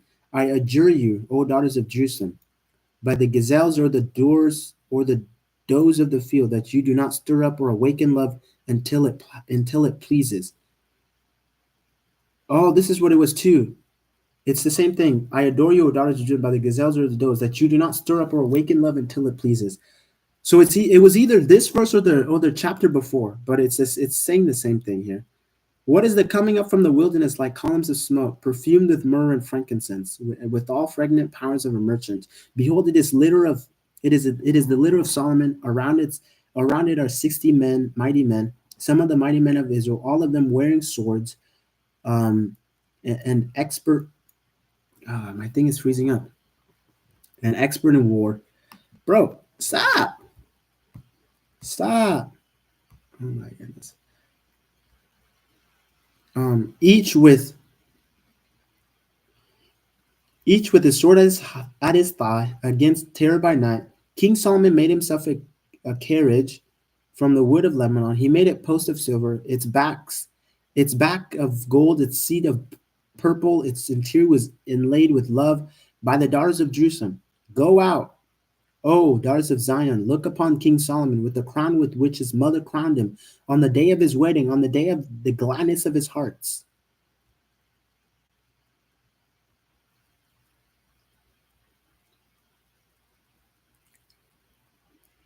Behold, you are beautiful, my beloved. Behold, you are beautiful. Your eyes are doves. Behold, your veil, your hair is like a flock of goats leaping down the slopes of Gilead. Your teeth are like the flock of horns. heart, the flock of shorns, ewes that have come up from the washing, all of which bear twins, and not one among them has lost its young. Your lips are like the scarlet thread, and your mouth is lovely. Your cheeks are like halves.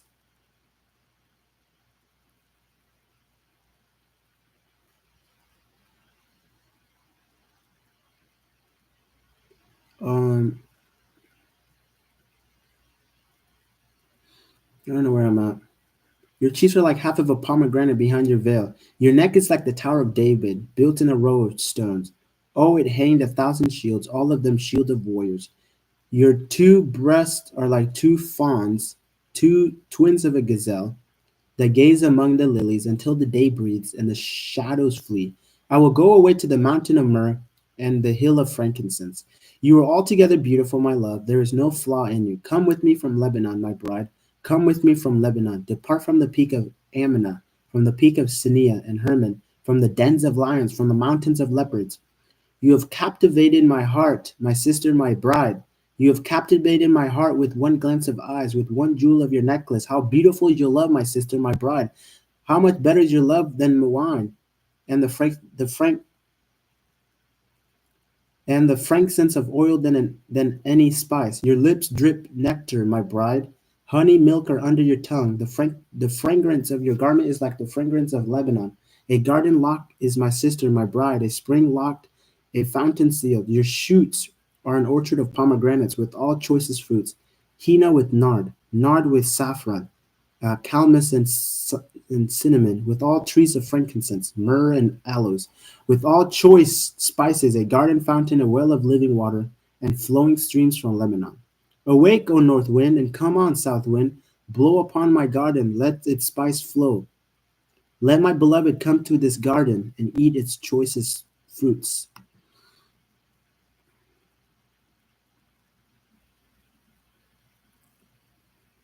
I came to my garden, my sister, my bride. I gathered my myrrh with my spices. I ate my honeycomb with my honey. I drank my wine with my milk.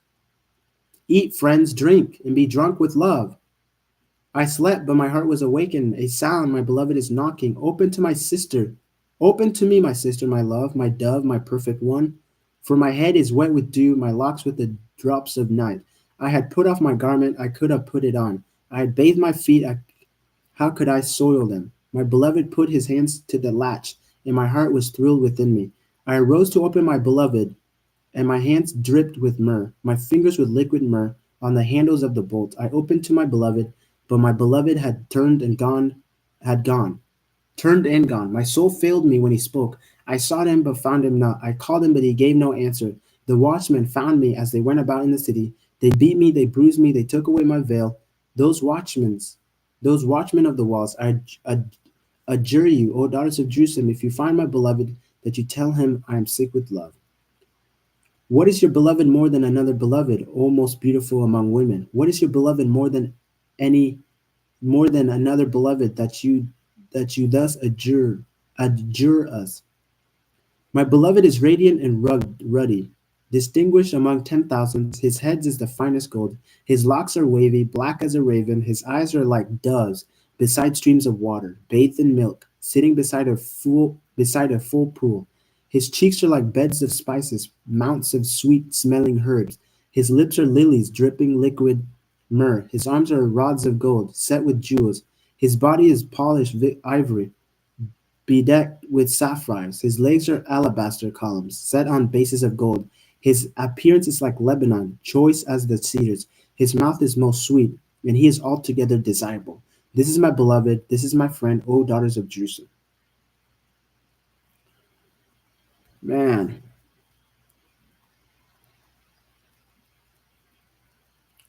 where has your beloved gone, O most beautiful among women? Where has your beloved turned that we may seek with him?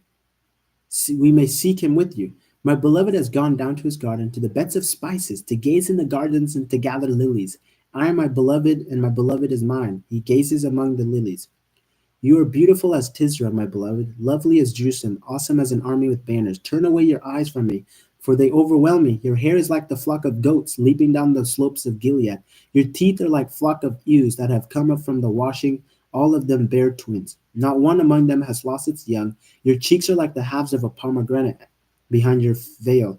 There are 60 queens and 80 concubines, and virgins without number. My dove, my perfect one, is the only one, the one of her mother, pure to her who bore her. The young women saw her and called her blessed, the queens and the concubines also, and they praised her. Who is this who looks down like the dawn, beautiful as the moon, bright as the sun, awesome as an army with banners? I went down to the nut orchard to look at the blossoms of the valley, to see whether the vines had budded, whether the pomegranates were in bloom. Before I was aware, my desire sent me among the chariots of my kinsmen, a prince. Return, return, O Shulmanite. Return, return, that we may look upon you. Why should you look upon the Shulmanites as upon a dance between two armies?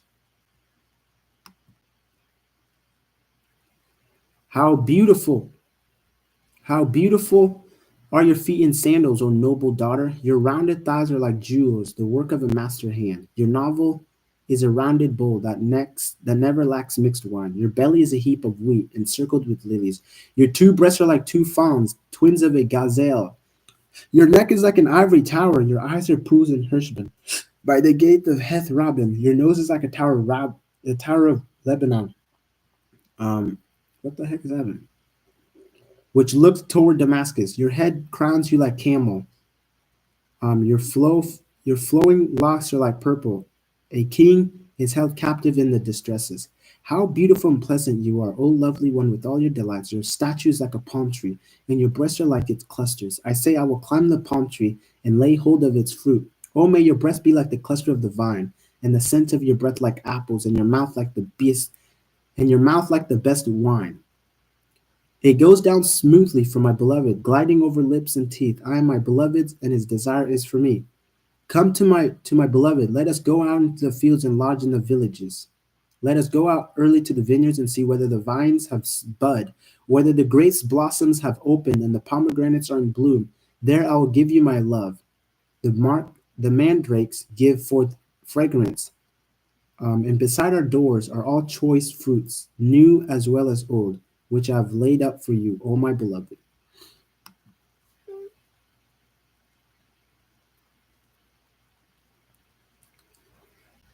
Oh, that you were like a brother to me who nurses at my mother's breast. If I found you outside, I would kiss you, and none would despise me. I would lead you and bring you into the house of my mother. She who used to teach me. I would give you spice wine to drink, the juice of my pomegranate. His left hand is under my head, and his right hand embraces me.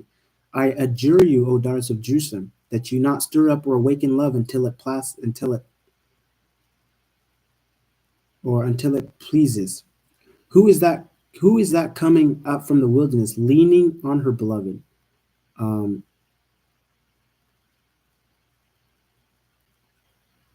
where am I? Under the apple tree, I wakened you. There your mother was in labor with you. There she who bore you was in labor. Set me a seal upon your heart, as a seal upon your arm, for love is strong as death, jealousy is fierce as the grave. Its flashes are flashes of fire, the very flame of the Lord. Many waters cannot quench love, neither can floods drown it. If a man offered for love all the wealth of his house, he would he would be utterly despised. We have a little sister, and she has no breast. What shall we do for our sister on the day when she is spoken for? If she is a wall, we will build on her battlement of silver.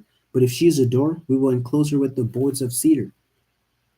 I was a wall, and my breasts were like towers, and my breasts were like towers. Then I was in his eyes, and as one who finds peace. Solomon had a vineyard at Baal Haman. He let out the vineyards to keepers. Each one was to bring for its fruit 1,000 pieces of silver. My vineyard, my very own, is before me. You, O Solomon, may have 1,000, and the keepers of the fruit 200. O you who dwell in the gardens with companions listening for your voice, let me hear it. Make haste, my beloved, and be like a gazelle or a young stage on the mountain of spices.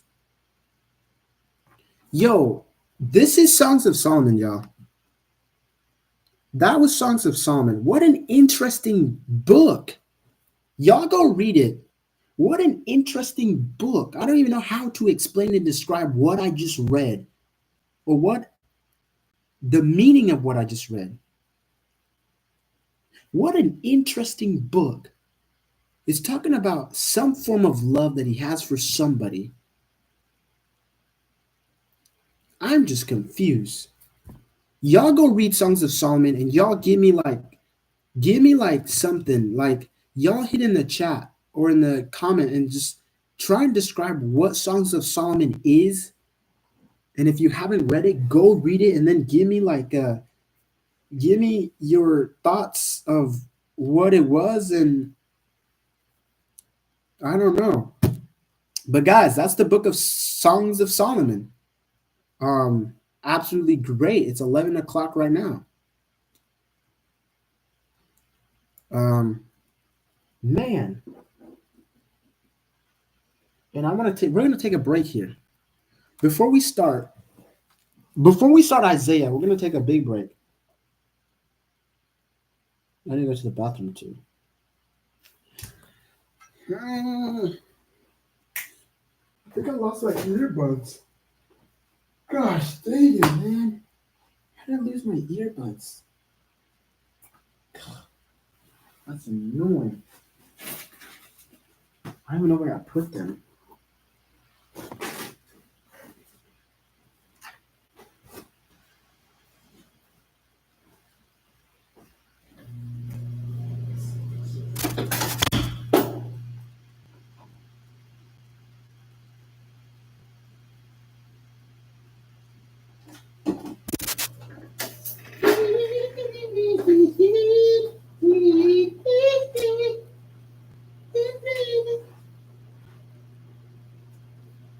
Will this even work?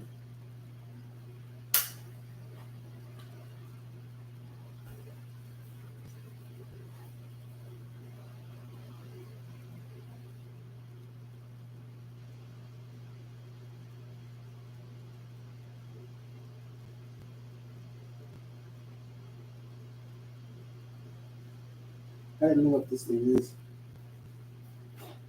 Oh.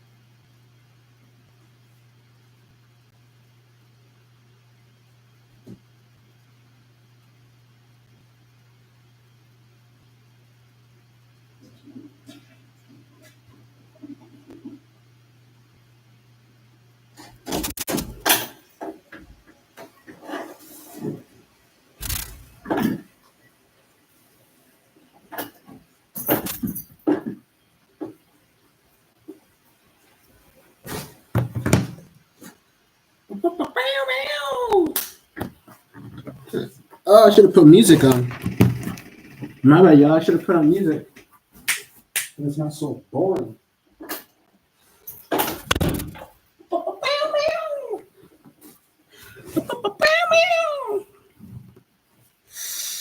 My bad, y'all. I should have put on music.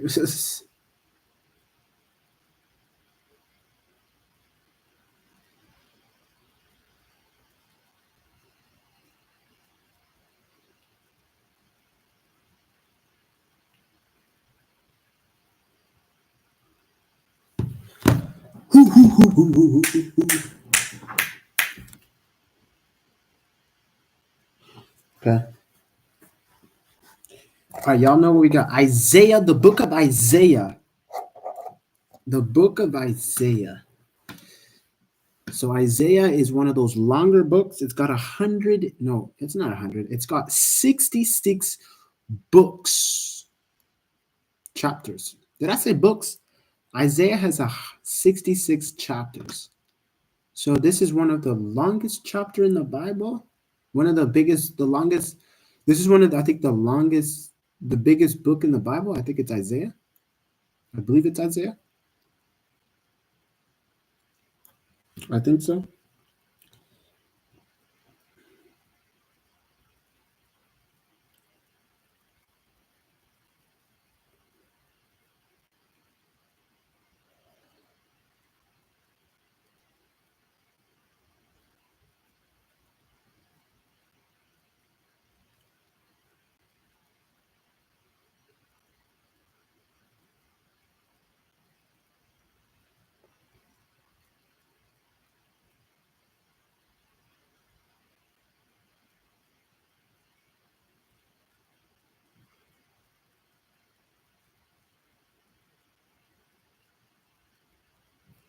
Man, my hair hurts.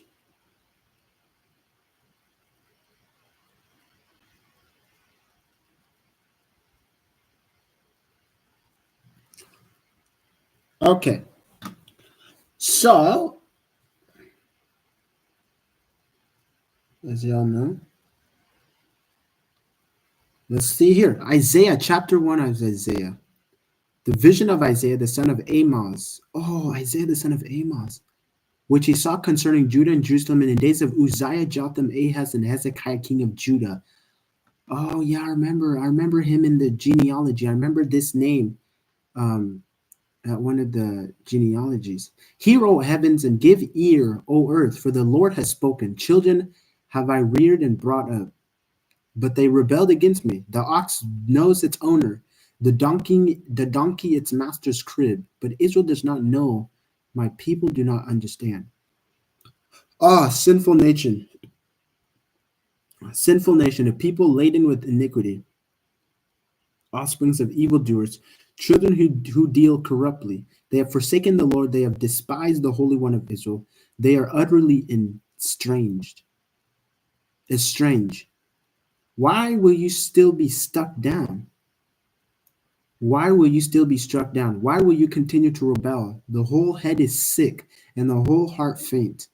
For the sole of the foot, even to the head, there is no soundness in it, but bruises and sores and raw wounds. They are not pressed out or bound in or softened with oil. Your countries lies desolate. Your cities are burned with fire in your very presence. Foreigners devour your land. It is desolate as thrown by foreigners. And the daughter of Zion is left like a booth in a vineyard, like a lodge in a cucumber field, like a besieged city. If the Lord of hosts had not left us a few survivors, we would have been like Sodom and become like Gomorrah. Hear the words of the Lord, you rulers of Sodom. Give ear to the teaching of our God, you people of Gomorrah. Wait to me.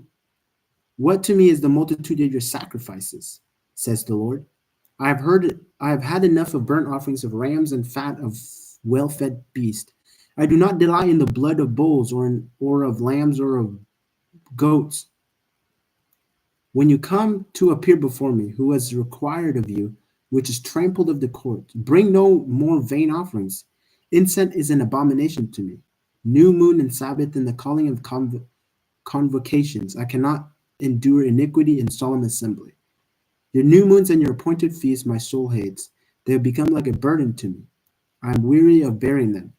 When you spread out your hands, I will hide my eyes from you. Even though you make many prayers, I will not listen. Your hands are full of blood. Wash yourselves. Make yourself clean. Remove the evil of your deeds from before my eyes. Cease to do evil. Learn to do good. Seek justice.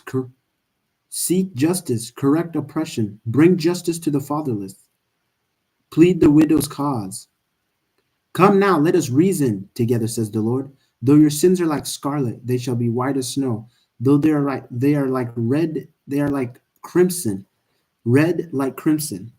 They shall become like wool. If you are willing and obedient, you shall eat the good of the land. But if you refuse and rebel, you shall be eaten by the sword. For the mouth of the Lord has spoken. How the faithful city has become a whore. She was full of justice, righteousness lodged in her, but now murders. Your silver has become dross, your best wine mixed with water. Your princes are rebels and companion of thieves. Everyone loves a bribe and runs after gifts. They do not bring justice to the fatherless, and the widow's cause does not come to them. Therefore, the Lord declares, the Lord of hosts, the mighty one of Israel, I will get relief from my enemies and avenge myself on my foes. I will turn my hand against you, and I will melt away your dross as with a lion, remove all your alloy. And I will restore your judges as at the first, and your counselors as at the beginning. Afterward, you shall be called the city of righteousness and faithful. Righteousness, the faithful city. Zion shall be redeemed by justice, and those in her repent by righteousness. But rebellious and sinners shall be broken together, and those who forsake the Lord shall be consumed. For they shall be ashamed of the oaks that you desire, and you shall blush for the gardens that you have forsaken. For you shall be like an oak whose leaf withers, and like a garden without water. And the strong shall become tinder, and his work a spark. And both of them shall burn together, but none to quench them. So Isaiah chapter 2. So these are long chapters. So Isaiah is not it's not something easy to read. Isaiah is not going to be easy. The words that the word that Isaiah the son of Amoz saw concerning Judah and Jerusalem. It shall come to pass in the latter days that the mountain of the house of the Lord shall be established as the highest of the mountains, and shall be lifted up above the hills, and all the nations shall flow to it. And many people shall come and say, Come, let us go to the mountain of the Lord, to the house of the God of Jacob, that he may teach us his ways, and that we may walk in his paths. For out of Zion shall go forth the law and the word of the Lord from Jerusalem. He will judge between the nations and shall decide disputes for many people. And they shall beat their swords into plowshares and their spears into pruning hooks. Nation shall not lift up sword against nations, neither shall they learn war anymore. O house of Jacob, come, let us walk in the light of the Lord. For you have rejected your people, the house of Jacob, because they are full of things from the east, and of fortune tellers like the Palestines, like the Philistines. They still strike hands with the children of foreigners. Their land Their land is filled with silver and gold, and there is no end to their treasuries. Their land is filled with horses, and there is no end to their chariots. Their land is filled with idols. They bow down to the work of their hands, to what their own fingers have made. So man is humbled, and each one is brought low. Do not forgive him.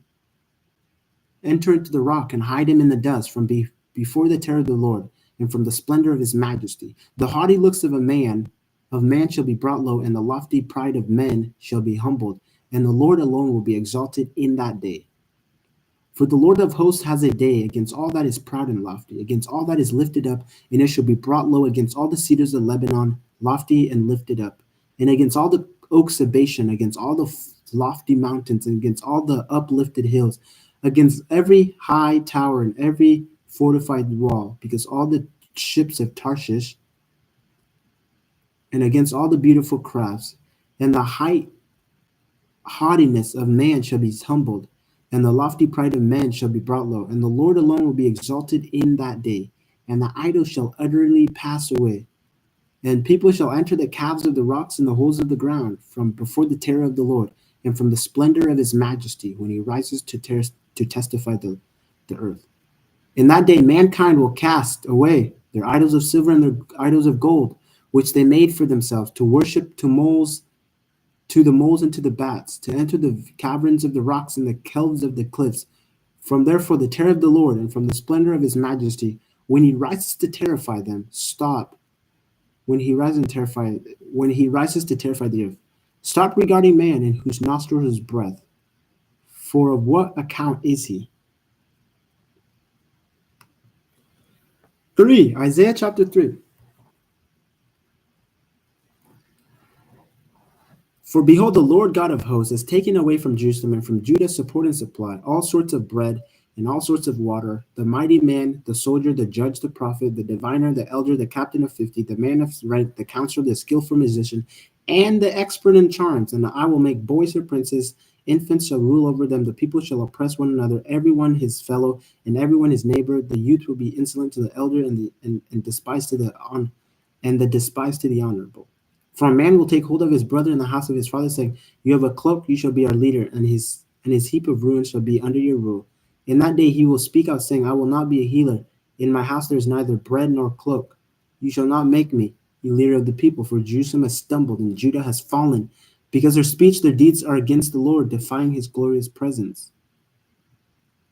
For the look on their face bears witness against them. They proclaim their sin like Sodom. They do not hide it. Woe to them, for they have brought evil on themselves. Tell the righteous that it shall be well with them, for they shall eat the fruit of their deeds. Woe to the wicked, it shall be ill with them. For what is his hands have dealt out shall be done to him. My people, infants are the oppressors, and women rule over them. O my people, your guides mislead you, and they have swallowed up the horses of your paths. The Lord has taken his place to contend. He stands to judge people. The Lord will enter his judgment with the elders and princes of the people. It is you who have devoured the vineyard. The spoil of the poor is in your houses. What do you mean by crushing my people, by grinding the face of the poor, declares the Lord God of hosts?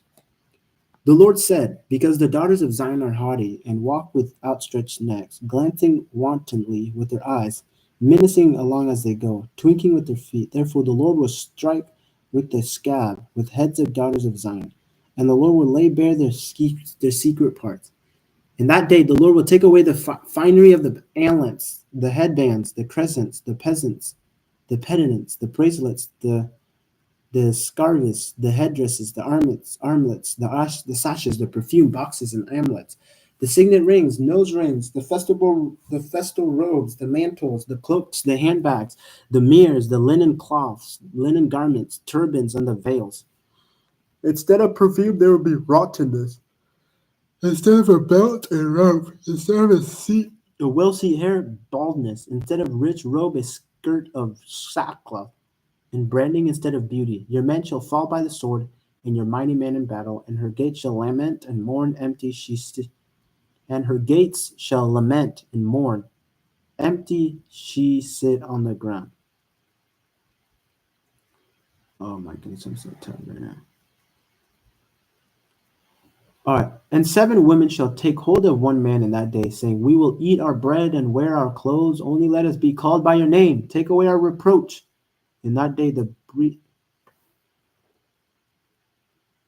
it still raining outside? In that day, the branch of the Lord shall be merciful and glorious, and the fruits of the land shall be the bride in the honor of the survivors of Israel, and he who is left in Zion remains in Jerusalem will be called holy. Everyone who has been recorded for life in Jerusalem, when the Lord shall have washed away the filth of the daughters of Zion, and cleansed the bloodstains of Jerusalem from its midst by a spirit of judgment and by spirit of mourning.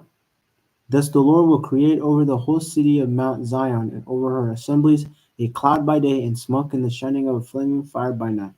For over all the journey there will be a canopy. There will be booth for shade by day from the heat, and for refuge and a shelter from the storm and rain. So that's chapter 4, Isaiah 5. And I'm barely keeping my head out loud. Oh my gosh, why am I so tired right now? Why is your boy so tired right now? I have no clue. Woo! I have to take a break and read the rest. Read the rest 10 chapters later. I'm gonna have to take a break and read the rest of 10 chapters later. Actually, no, I'm not gonna. We're not gonna do that to ourselves. Let me sing for my beloved. Let me sing concerning this vineyard. My beloved in a vineyard on a very fertile hill.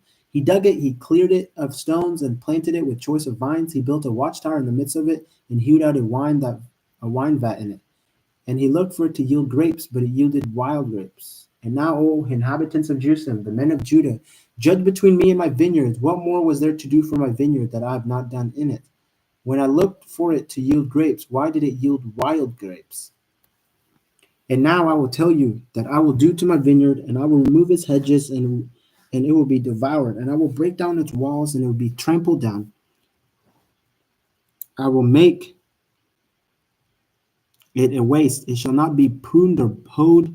Barriers and thorns shall grow up. I will also command the clouds that they rain no rain upon it. For the vineyard of the Lord of hosts is the house of Israel, and the men of Judah are his pleasant planting. And he looked for justice, but behold, bloodshed; for righteousness, but behold, an outcry. Woe to those who join the house to house, who add field to field until there is no more room, and you are made too well alone in the midst of the land. The Lord of hosts has sworn in my hearing, surely my house shall be desolate, large and beautiful houses without inhabitants. For 10 acres of vineyard shall yield but one bath, and a homer of seed shall yield but an ephah.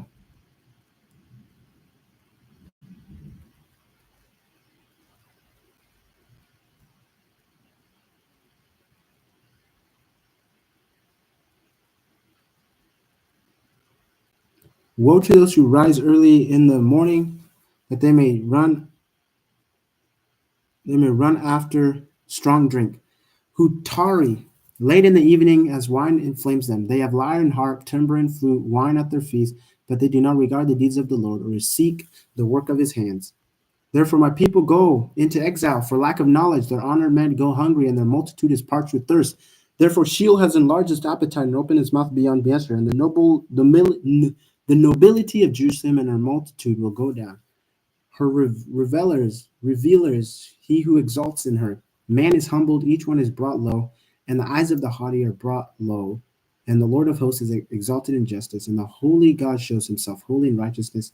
Then shall the lambs graze as their pasture, and nomads shall eat among the ruins of the rich. Woe to those who draw iniquity with cords of falsehood, who draw sin as with cart ropes, who say, let him be quick, let him speed his work, that we may see it. Let the counsel of the Holy One of Israel draw near, and let it come, that we may know it. Woe to those who call evil good and good evil, who put darkness for light and light for darkness, who put bitter for sweet and sweet for bitter. Woe to those who are wise in their own eyes and shrewd in their own sight. Woe to those who are heroes at drinking wine, and violent men in mixing strong drink, who acquit the guilty for a bribe, and deprive the innocent of his rights. Therefore, as the tongue of the fire divides the stubble, as a dry grass sinks down in the flame, so their root will be as rottenness, and their blossoms go up like dust. For they have rejected the law of the Lord of hosts, and despised the word of the Holy One of Israel. Therefore the anger of the Lord was kindled against his people, and he stretched out his hands against them and struck them. And the mountains quaked, and their corpse were as refused in the midst of the streets. For all this his anger has not turned away, and his hand is stretched out still.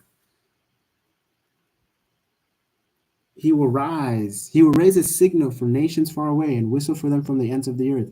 And behold, quickly they come. None is weary, none stumbles, none slumbers, nor sleeps. Not a waistband is loose, not a sandal broken. Their arrows are sharp, all their bows bent. Their horses' hoofs seems like flint, and their wheels like the whirlwind. Their roaring is like a lion.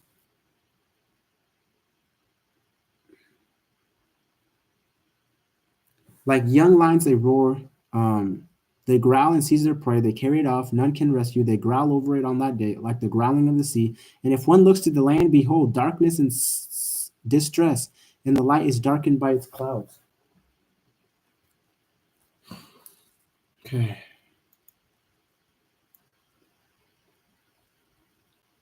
In the year that King Uzziah died, I saw the Lord sitting upon a throne, high and lifted up, and the train of his robe filled the temple. Above him stood the seraphim. Each had 6 wings.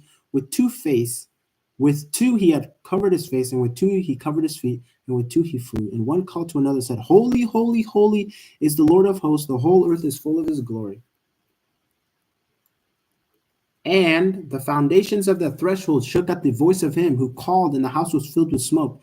And he said, Woe is to me, for I am lost, for I am a man of unclean lips, and I dwell in the midst of a people of unclean lips. For my eyes have seen the King, the Lord of hosts.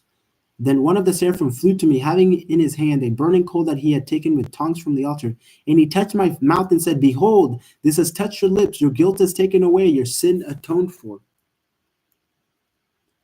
And I heard the voice of the Lord saying, Whom shall I send, and who will go for us? And I said, Here I am, send me. And he said, Go and say to this people, Keep on hearing, but do not understand. Keep on seeing, but do not perceive. Make the heart of this people dull and their ears heavy, and blind their eyes, unless they see with their eyes, and they hear with their ears, and understand with their hearts, and turn and be healed. Then I said, How long, O Lord?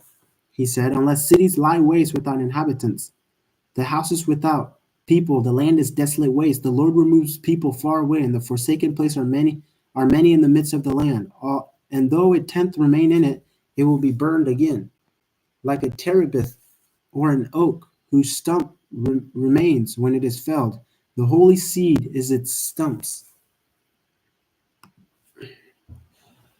Chapter 7. Come on, guys. Finish. Chapter 7. In the days of Ahaz the son of Jotham, son of Uzziah, king of Judah, Rezin the king of Syria, and Pekah the son of Ramallah, the king of Israel, came up to Jerusalem to wage war against it, but could not yet mount an attack against it. When the house of David was told, Syria is in the league with Ephraim, the heart of Ahaz and the heart of his people shook as the trees of the forest shake before the wind. And the Lord said to Isaiah, Go out to meet Ahaz, you and Shear Joshua, your son, at the end of the conduit of the upper pool on the highway to the washer's field, and say to him, Be careful, be quiet, do not fear, do not let your heart be faint because of those two smoldering steps of firebrands, at the fierce anger of Rezin and Syrians and the son of Ramallah, because Syria with Ephraim and the son of Ramallah has devised evil against you, saying, Let us go up against Judah and testify it, and let us conquer it for ourselves, and set up the son of Tambali as king in the midst of it. Thus says the Lord God, It shall not stand, it shall not come to pass, for the head of Syria is Damascus, and the head of Damascus is Rezin. And within 65 years, Ephraim will be shattered from being a people, and the head of Ephraim is Samaria, and the head of Samaria is the son of Ramallah. If you are not firm in faith, you will not be firm at all. Again, the Lord spoke to Ahaz. Ask a sign of the Lord your God. Let it be deep as Sheol or high as heaven. But Ahaz said, I will not ask, and I will not put the Lord to test. And he said, Hear then, O house of Israel, is it too late for you to weary man, that you weary my God also? Therefore the Lord himself will give you a sign. Behold, the virgin shall conceive and bear a son, and she...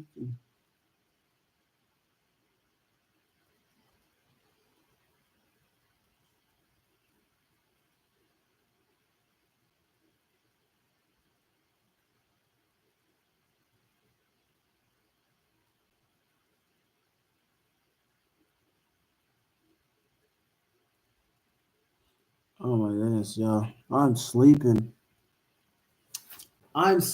y'all. Oh my gosh. Come on, Elijah. Come on.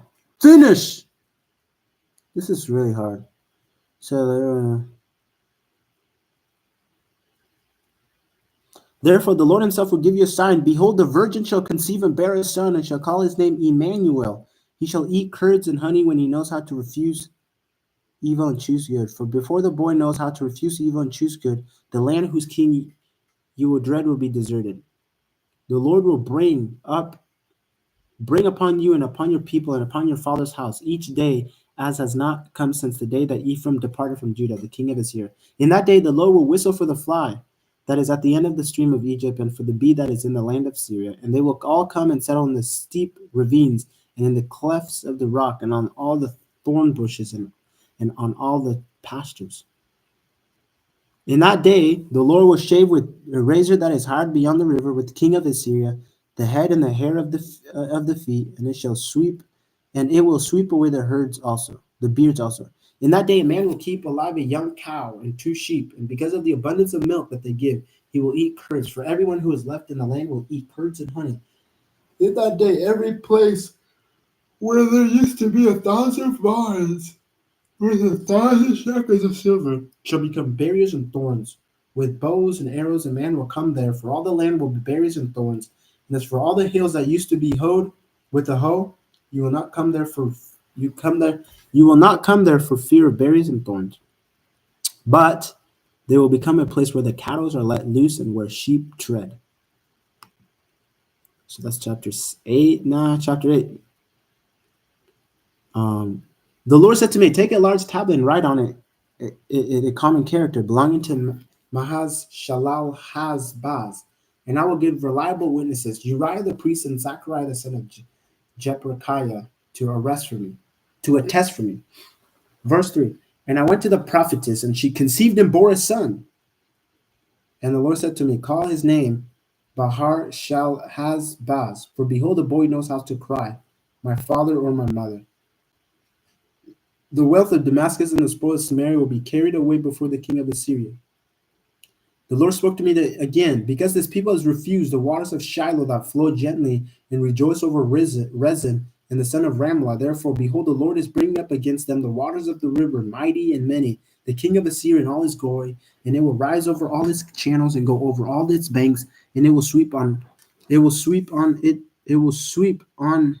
into Judah. It will overflow and pass on, reaching even to the neck, and its outspread wings will fill the breadth of your hand, O Emmanuel.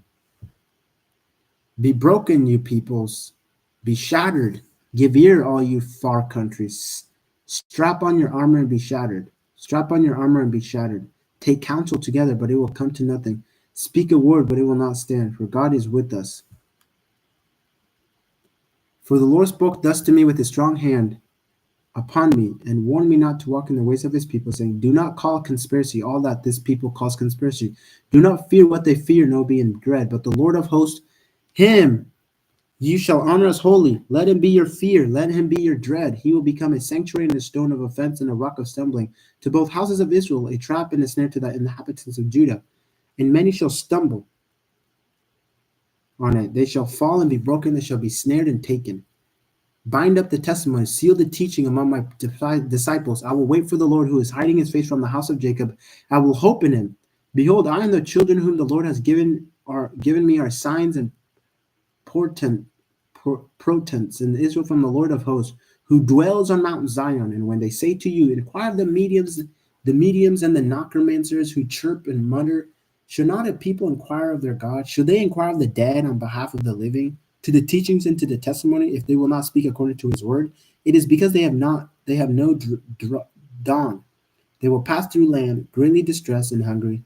And when they are hungry, they will be enlarged and will speak contemptuously against their king and their God, and turn their faces upward. And they will look to the earth, but behold, distress and darkness, the gloom of the anguish, and they will be thrust into thick darkness. So that's Isaiah chapter 8. Isaiah chapter 9 is right here, y'all. Isaiah 9.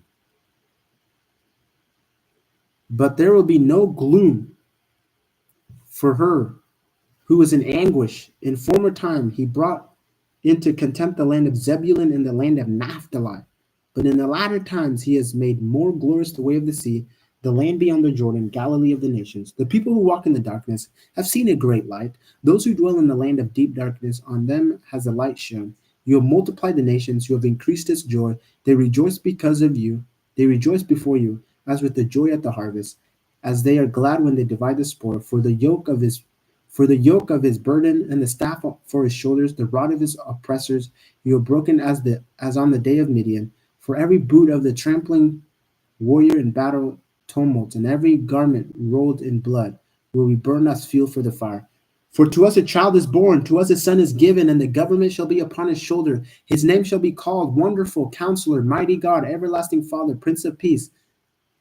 Of the increase of his governments and the peace of the increase of his governments and of the peace there will be no end. On the throne of David and over his kingdom, to establish it and to uphold it with justice and with righteousness from this time forth and forevermore. The zeal of the Lord of hosts will do this. The Lord has sent a word against Jacob, and it will fall on Israel, and all people will know, Ephraim and the inhabitants of Samaria, who say in pride and in arrogance of heart, the bricks have fallen, but we will build with dressed stones. The sycamores have been cut tree, but we will put cedars in their place. But the Lord raises the adversaries of Rezin against him and stirs up his enemies. The Syrians, the Syrians on the east and the Philistines on the west devour Israel with open mouth. For all this his anger has not turned away, and his hand is stretched out still. The people did not turn to him who struck him, nor inquire the Lord of hosts. So the Lord cut off from Israel head and tail, palm branch and reed in one day. The elders and man is an honored man is the head, and the prophet who teaches lies is the tail.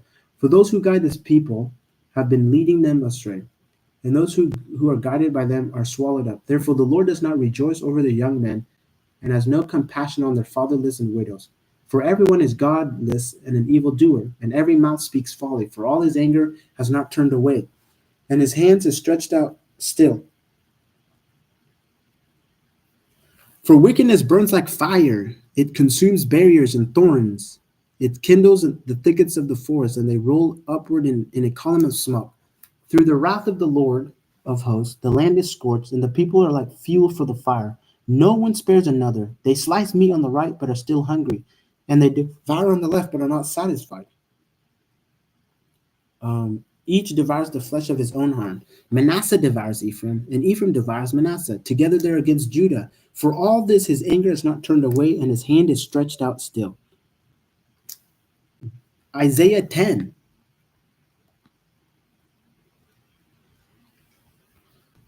Isaiah chapter 10. God, we have six more chapters. Six more chapters. Come on, keep going. Woe to those who decree iniquitous decrees, and to the writers who keep writing oppression, to turn aside the needy from justice, and to rob the poor of my people of their right, that widows may be their spoil, and that they may make the fatherless their prey. What will you do on the day of judgment, in the ruin that will come from afar? To whom will you flee for help, and where will you leave your wealth? Nothing remains but to crouch among the prisoners or fall among the slain. For all this his anger has not turned away, and his hand is stretched out still. Woe to Assyria, the rod of my anger, the staff in their hand is my fury. Against a godless nation I send them, and against the people of my wrath I command him, to take spoil and seize plunder, and to tread them down like the mirror of the streets. But he does not so intend, and his heart does not so think, but it is in his heart to destroy, and to cut off nations, not a few, for he says, are not my commanders all kings? Is not Calno like Karshemish, and is not Hamath like Arpad? Is not Samaria like Damascus? As my hand has reached to the kingdom of the idols, whose carved images were greater than those of Jerusalem and Samaria, shall I not do to Jerusalem and her idols as I've done to Samaria and her images? When the Lord has finished all the works of Mount Zion and on the Jerusalem, he will punish the speech of the arrogant heart of the king of Syria and the boastful looks in his eyes. For he says, by the strength of my hand I've done it, and by wisdom, for I've had understanding. Oh, my hat fell off. My hat fell off. By the strength of my hand I have done it.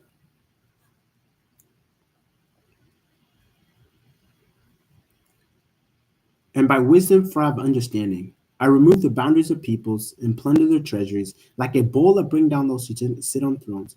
My hand has found like a nest the wealth of the peoples.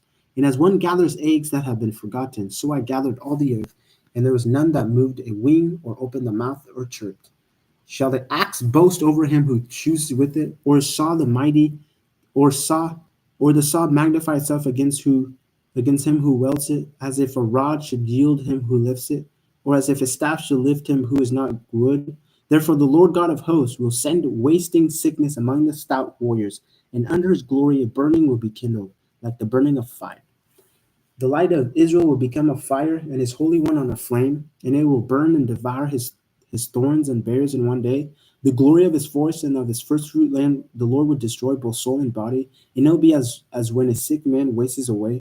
The remnant of the trees of his forest will be so few that children can write them down. In that day, the remnant of Israel and the survivors of the house of Jacob will no more lean on him who struck them, but will lean on the Lord, the Holy One of Israel, in truth. A remnant will return, the remnant of Jacob, to the mighty God. For though your people Israel be as the sand of sea, only a remnant of them will return. Destruction is decreed, overflowing with righteousness. For the Lord God of hosts will make a full end as decreed in the midst of all the earth. Therefore, thus says the Lord God of hosts, O my people who dwell in Zion, be not afraid of the Assyrians when they strike with the rod and lift up their staff against you as the Egyptians did.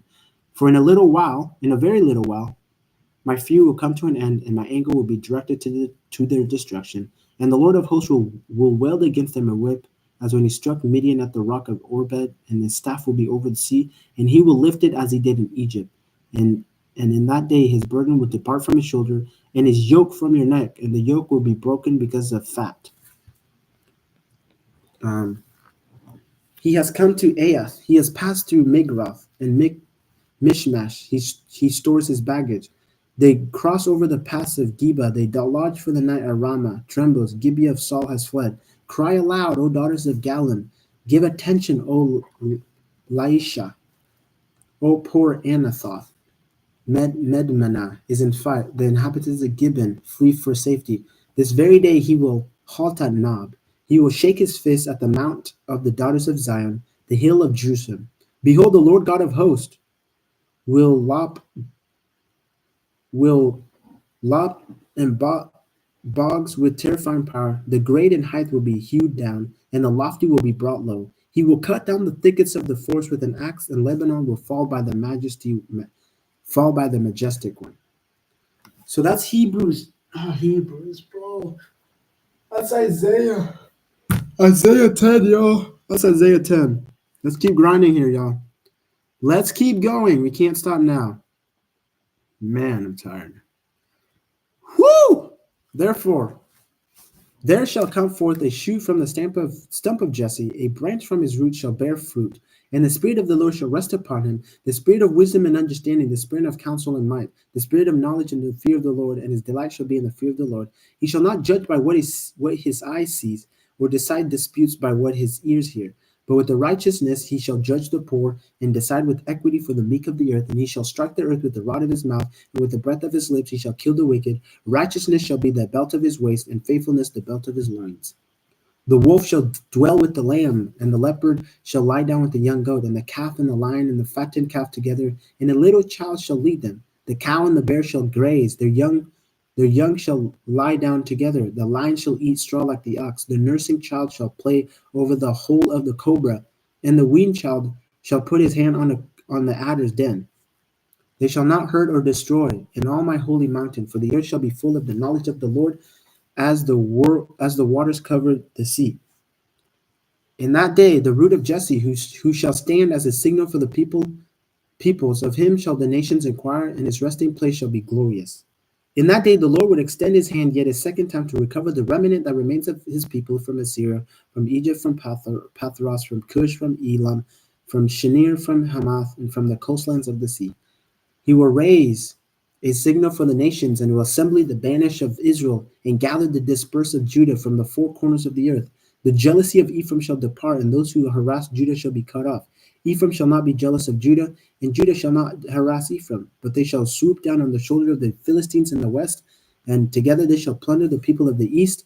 They shall put on their hand against Edom and Moab, and the Ammonites shall obey them, and the Lord will utterly destroy the tongue of the sea of Egypt.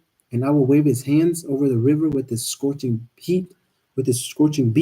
breath, and strike it into 7 channels, and he will lead people across in sandals, and there will be a highway from Assyria, from the remnant that remains of his people, as there was for Israel when they came up from the land of Egypt. So 12. You will say in that day, I will give thanks to the Lord. I will give thanks to you, O Lord, for though you were angry with me, your anger turned away, that you might confront me. You might comfort me. Behold, God is my salvation. I will trust him and will not be afraid. For the Lord God is my strength and my song. He has become my salvation. With joy, you will draw water from the wells of salvation, and you will say in that day, give thanks to the Lord, call upon his name, make known his deeds among the peoples, proclaim that his name is exalted. Sing praises to the Lord, for he has done gloriously. Let this be made known in all the earth. Shout and sing for joy, O inhabitants of Zion, for great in your midst is the Holy One of Israel.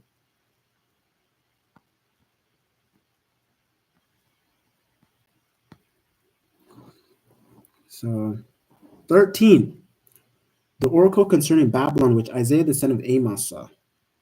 On a bare hill raise a signal, cry aloud to them, wave the hand for them to enter the gates of the nobles. I myself have commanded the consecrated ones, my consecrated ones, and have summoned my mighty men to execute my anger, they proudly exulting ones. The sound of a tumult is on the mountains as of a great multitude, the sound of an uproar of kingdoms and nations gathered together. The Lord of hosts is mustering a host for battle. They come from a distant land, from the end of the heavens, the Lord and the weapons of his indignations to destroy the whole land. Wail, for the day of the Lord is near, it as destruction from the mighty, it will come. Therefore all hands will be feeble, and every human heart will melt. They will be dismayed. Pangs and agony will seize them. They will be anguish.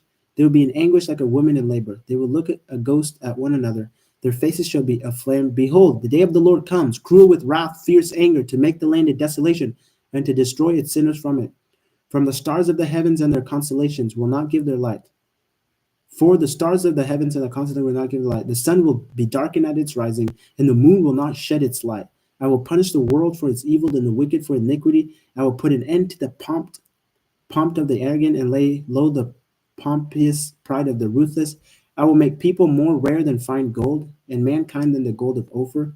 Therefore I will make the heavens tremble, and the earth will be shaken out of its place at the wrath of the Lord of hosts, in the days of his fierce anger. And like a hunted gazelle, or like a sheep with none to gather them, each will turn to his own place, each will turn to his own people, and each will flee to his own land. Whoever is found will be thrust through, and whoever is caught will be followed by the sword. Their infants will be dashed in pieces before their eyes. Their houses will be plundered, and their wives ravished.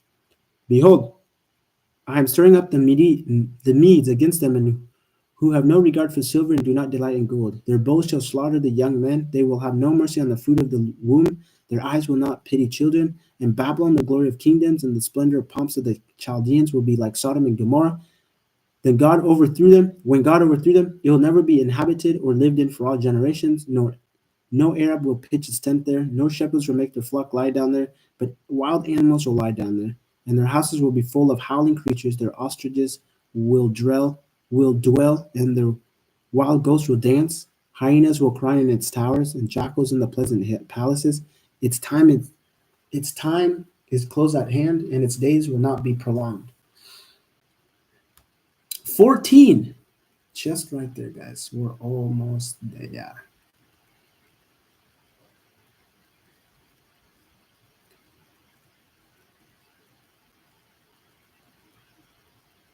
For the Lord will have compassion on Jacob and will again choose Israel and will set them in their own land, and sojourners will join them and will attach them to the house of Jacob. And the people will take them and bring them into their place, and the house of Israel will possess them in the Lord's land as a male and a female slave. They will take captives those who were their captors and rule over those who oppress them. When the Lord has given you rest from your pain and turmoil, and the hard service with which you were made to serve, you will take up his taunt against the king of Babylon. How the oppressors have seized, the insolent fury seized. The Lord has broken the staff of the wicked and the scepter of rulers, that struck the people in wrath with unceasing blows, that ruled the nations in anger with unrelenting persecution. The whole earth is at rest and quiet. They break forth into singing. The cypresses rejoice at you. The cedars of Lebanon sang, since you were laid low, no woodcutter comes up against us.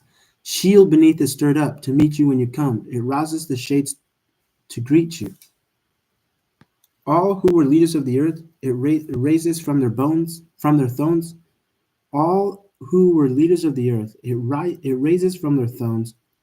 All who were kings of the nations, all of them will answer and say to you, you too have become as weak as we. You have become like us. Your pomp is brought down to Sheol, the sound of your harps. Maggots are laid as a bed beneath you, and worms are your covers. How you are fallen from heaven, O day star, son of dawn, how you are cut down to the ground, you who laid the nations low. You said in your heart, I will ascend to heaven. I will ascend to heaven above the stars of God. I will set my throne on high. I will sit on the mount of assembly in the far reaches of the north. I will ascend above the heights of the clouds, and I will make myself like the Most High. But you are brought down to Sheol, to the far reaches of the pit. Those who see you will stare at you and ponder over you. Is this the man who made the earth tremble, who shook kingdoms, who made the world like a desert and overthrew its cities, who did not let his prisoner go home? All the kings of the nations lie in glory, each in his own tomb, but you are cast out away from your grave like a loath branch. Clothed with the slain, those pierced by the sword will go down to the stones of the pit like a dead body trampled underfoot.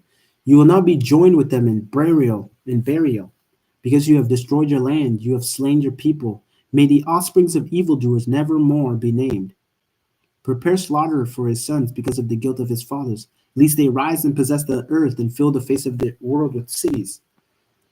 I will rise up against them, and declares the Lord of hosts, and will cut off from Babylon Bab, will cut off from Babylon name and remnant, descendants and posterity, declares the Lord. I will make it a possession of hedgehog, pools of water, and I will sweep it with the broom of destruction, declares the Lord of hosts. The Lord of hosts has sworn, as I have planned, so it shall be, as I have proposed. So shall I stand, that I will break the Assyrians in my land, and on my mountain trample him underfoot. And his yoke shall depart from them, and his burden from his shoulder. This is the purpose that is purposed concerning the whole earth. And this is the hand that is stretched out over all the nations. For the Lord of hosts has purpose and will annul it. His hand is stretched out, and who will turn it back?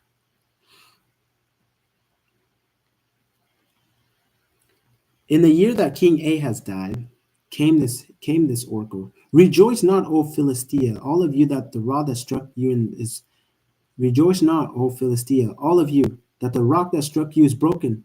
For from your serpent's roots will come forth an adder, and its fruit will be a flying fiery serpent. And the firstborn of the poor will graze, and the needy lie down in safety. But I will kill your root with famine, and your remnant it will slay. It will slay. Wail, O gate, cry out, O city, melt in fear, O Philistia, all of you, for smoke comes out of the north, and there is no straggling in its ranks. What will one answer the messengers of the nations? The Lord has founded Zion, and in her afflicted of his people find refuge. In her, the affliction of the people find refuge. So that's 14. So chapter 15 of Isaiah are an oracle concerning Moab. Because Ar of Moab is laid waste in the night. Moab is undone. Because Ker of Moab is laid waste in the night. Moab is undone. He has gone up to the temple and to Dibon, to the high places to weep, over Nebo, over Medeba. Moab wails. On every head is baldness. Every beard is shorn. In the streets they wear sackcloth. On the housetops and in the squares everyone wails and melts in tears. Heshbon and Elilah cry out. Their voices heard as far as Jahaz. Therefore the armed men of Moab cry aloud. His soul trembles. My heart cries out for Moab. Her fugitives fly to Zor, to Eglath Shelishiyah. For at the ascent of Luhith they go up weeping. On the road to Horonim, they raise a cry of destruction. The waters of Nimrim as a desolation. The grass is withered, the vegetation fails, the greenery is no more. Therefore, the abundance they have gained and what they have laid up they carry away over the brooks of the willows. For a cry has gone around the land of Moab.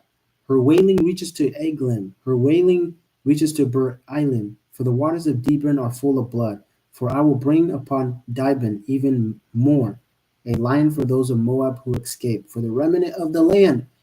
Oh my goodness, we did it! We did it, y'all. We did it. So, guys, we completed day 23. Wow, that was tough. Holy man. Holy moly. 3 hours? What? 3 hours, that's crazy. We did it, guys. We did it. That's crazy, man.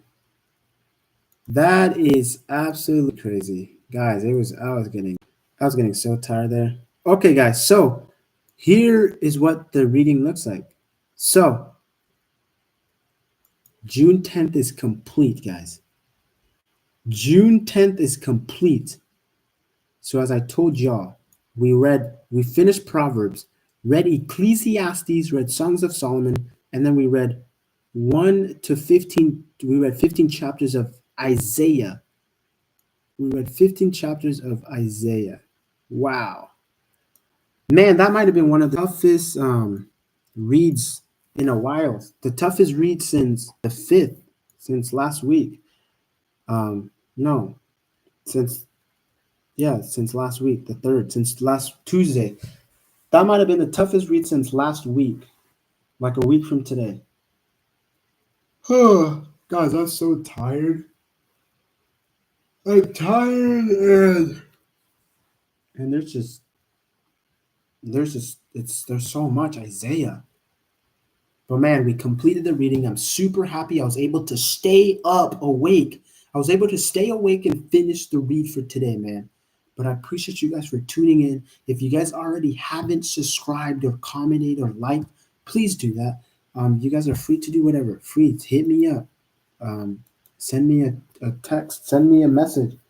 Um, yeah, man. Day 23 is complete. And then it looks like tomorrow we got some Isaiah to read. We got the book of Isaiah. So,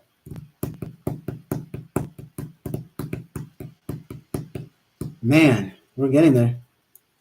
We are getting there, guys.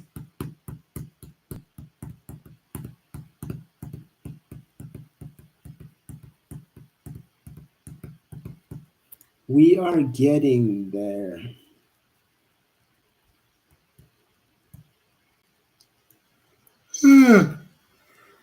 We are getting there. So, we got 1, 2, 3, 4, 5, 6, 7, 8. So, tomorrow I have a week left and then I'm done with the challenge. You know how crazy that is? That's absolutely crazy. Tomorrow I have a week left of the challenge. Tomorrow I'll have a week left of the challenge. That's crazy, man. We have read so much. Like y'all see how much we've read. Um, but man, I'm still. Hey, I see that finish line though. I think I'm seeing that finish line. It's a week left. I'm seeing the finish line. I just gotta keep pumping my arms, keep pumping my arms, and just breathing. Keep pumping and just breathe. You get what I'm saying? Um, just keep going here. So guys, as I said, like tomorrow will be a week out, and when we're done with the challenge, um, it's been absolutely it's been crazy, man. The fact that I've read so many books, man, I don't even know what to say. You feel me? I don't even know what to say. The fact that we're this far into the challenge, we have this much success, and we've accomplished this much is just, man. I'm applauding myself. I got to give credit to myself for reading when I need to, even when I don't feel like reading. I'm reading late. Just doing whatever I can to complete the reading for today or for whatever I have for that day. So 3 hours, guys. 3 hours. That's crazy. But I probably should stop the stream now because it's been 3 hours. So guys, make sure that you guys don't miss the rest of Isaiah, guys. We got a good chunk we have to read tomorrow. And yeah, man, Isaiah is one of those books. It's a prophetic scripture. There's a lot of prophecy. So thank you guys for tuning in, and I will catch you guys tomorrow if God wills.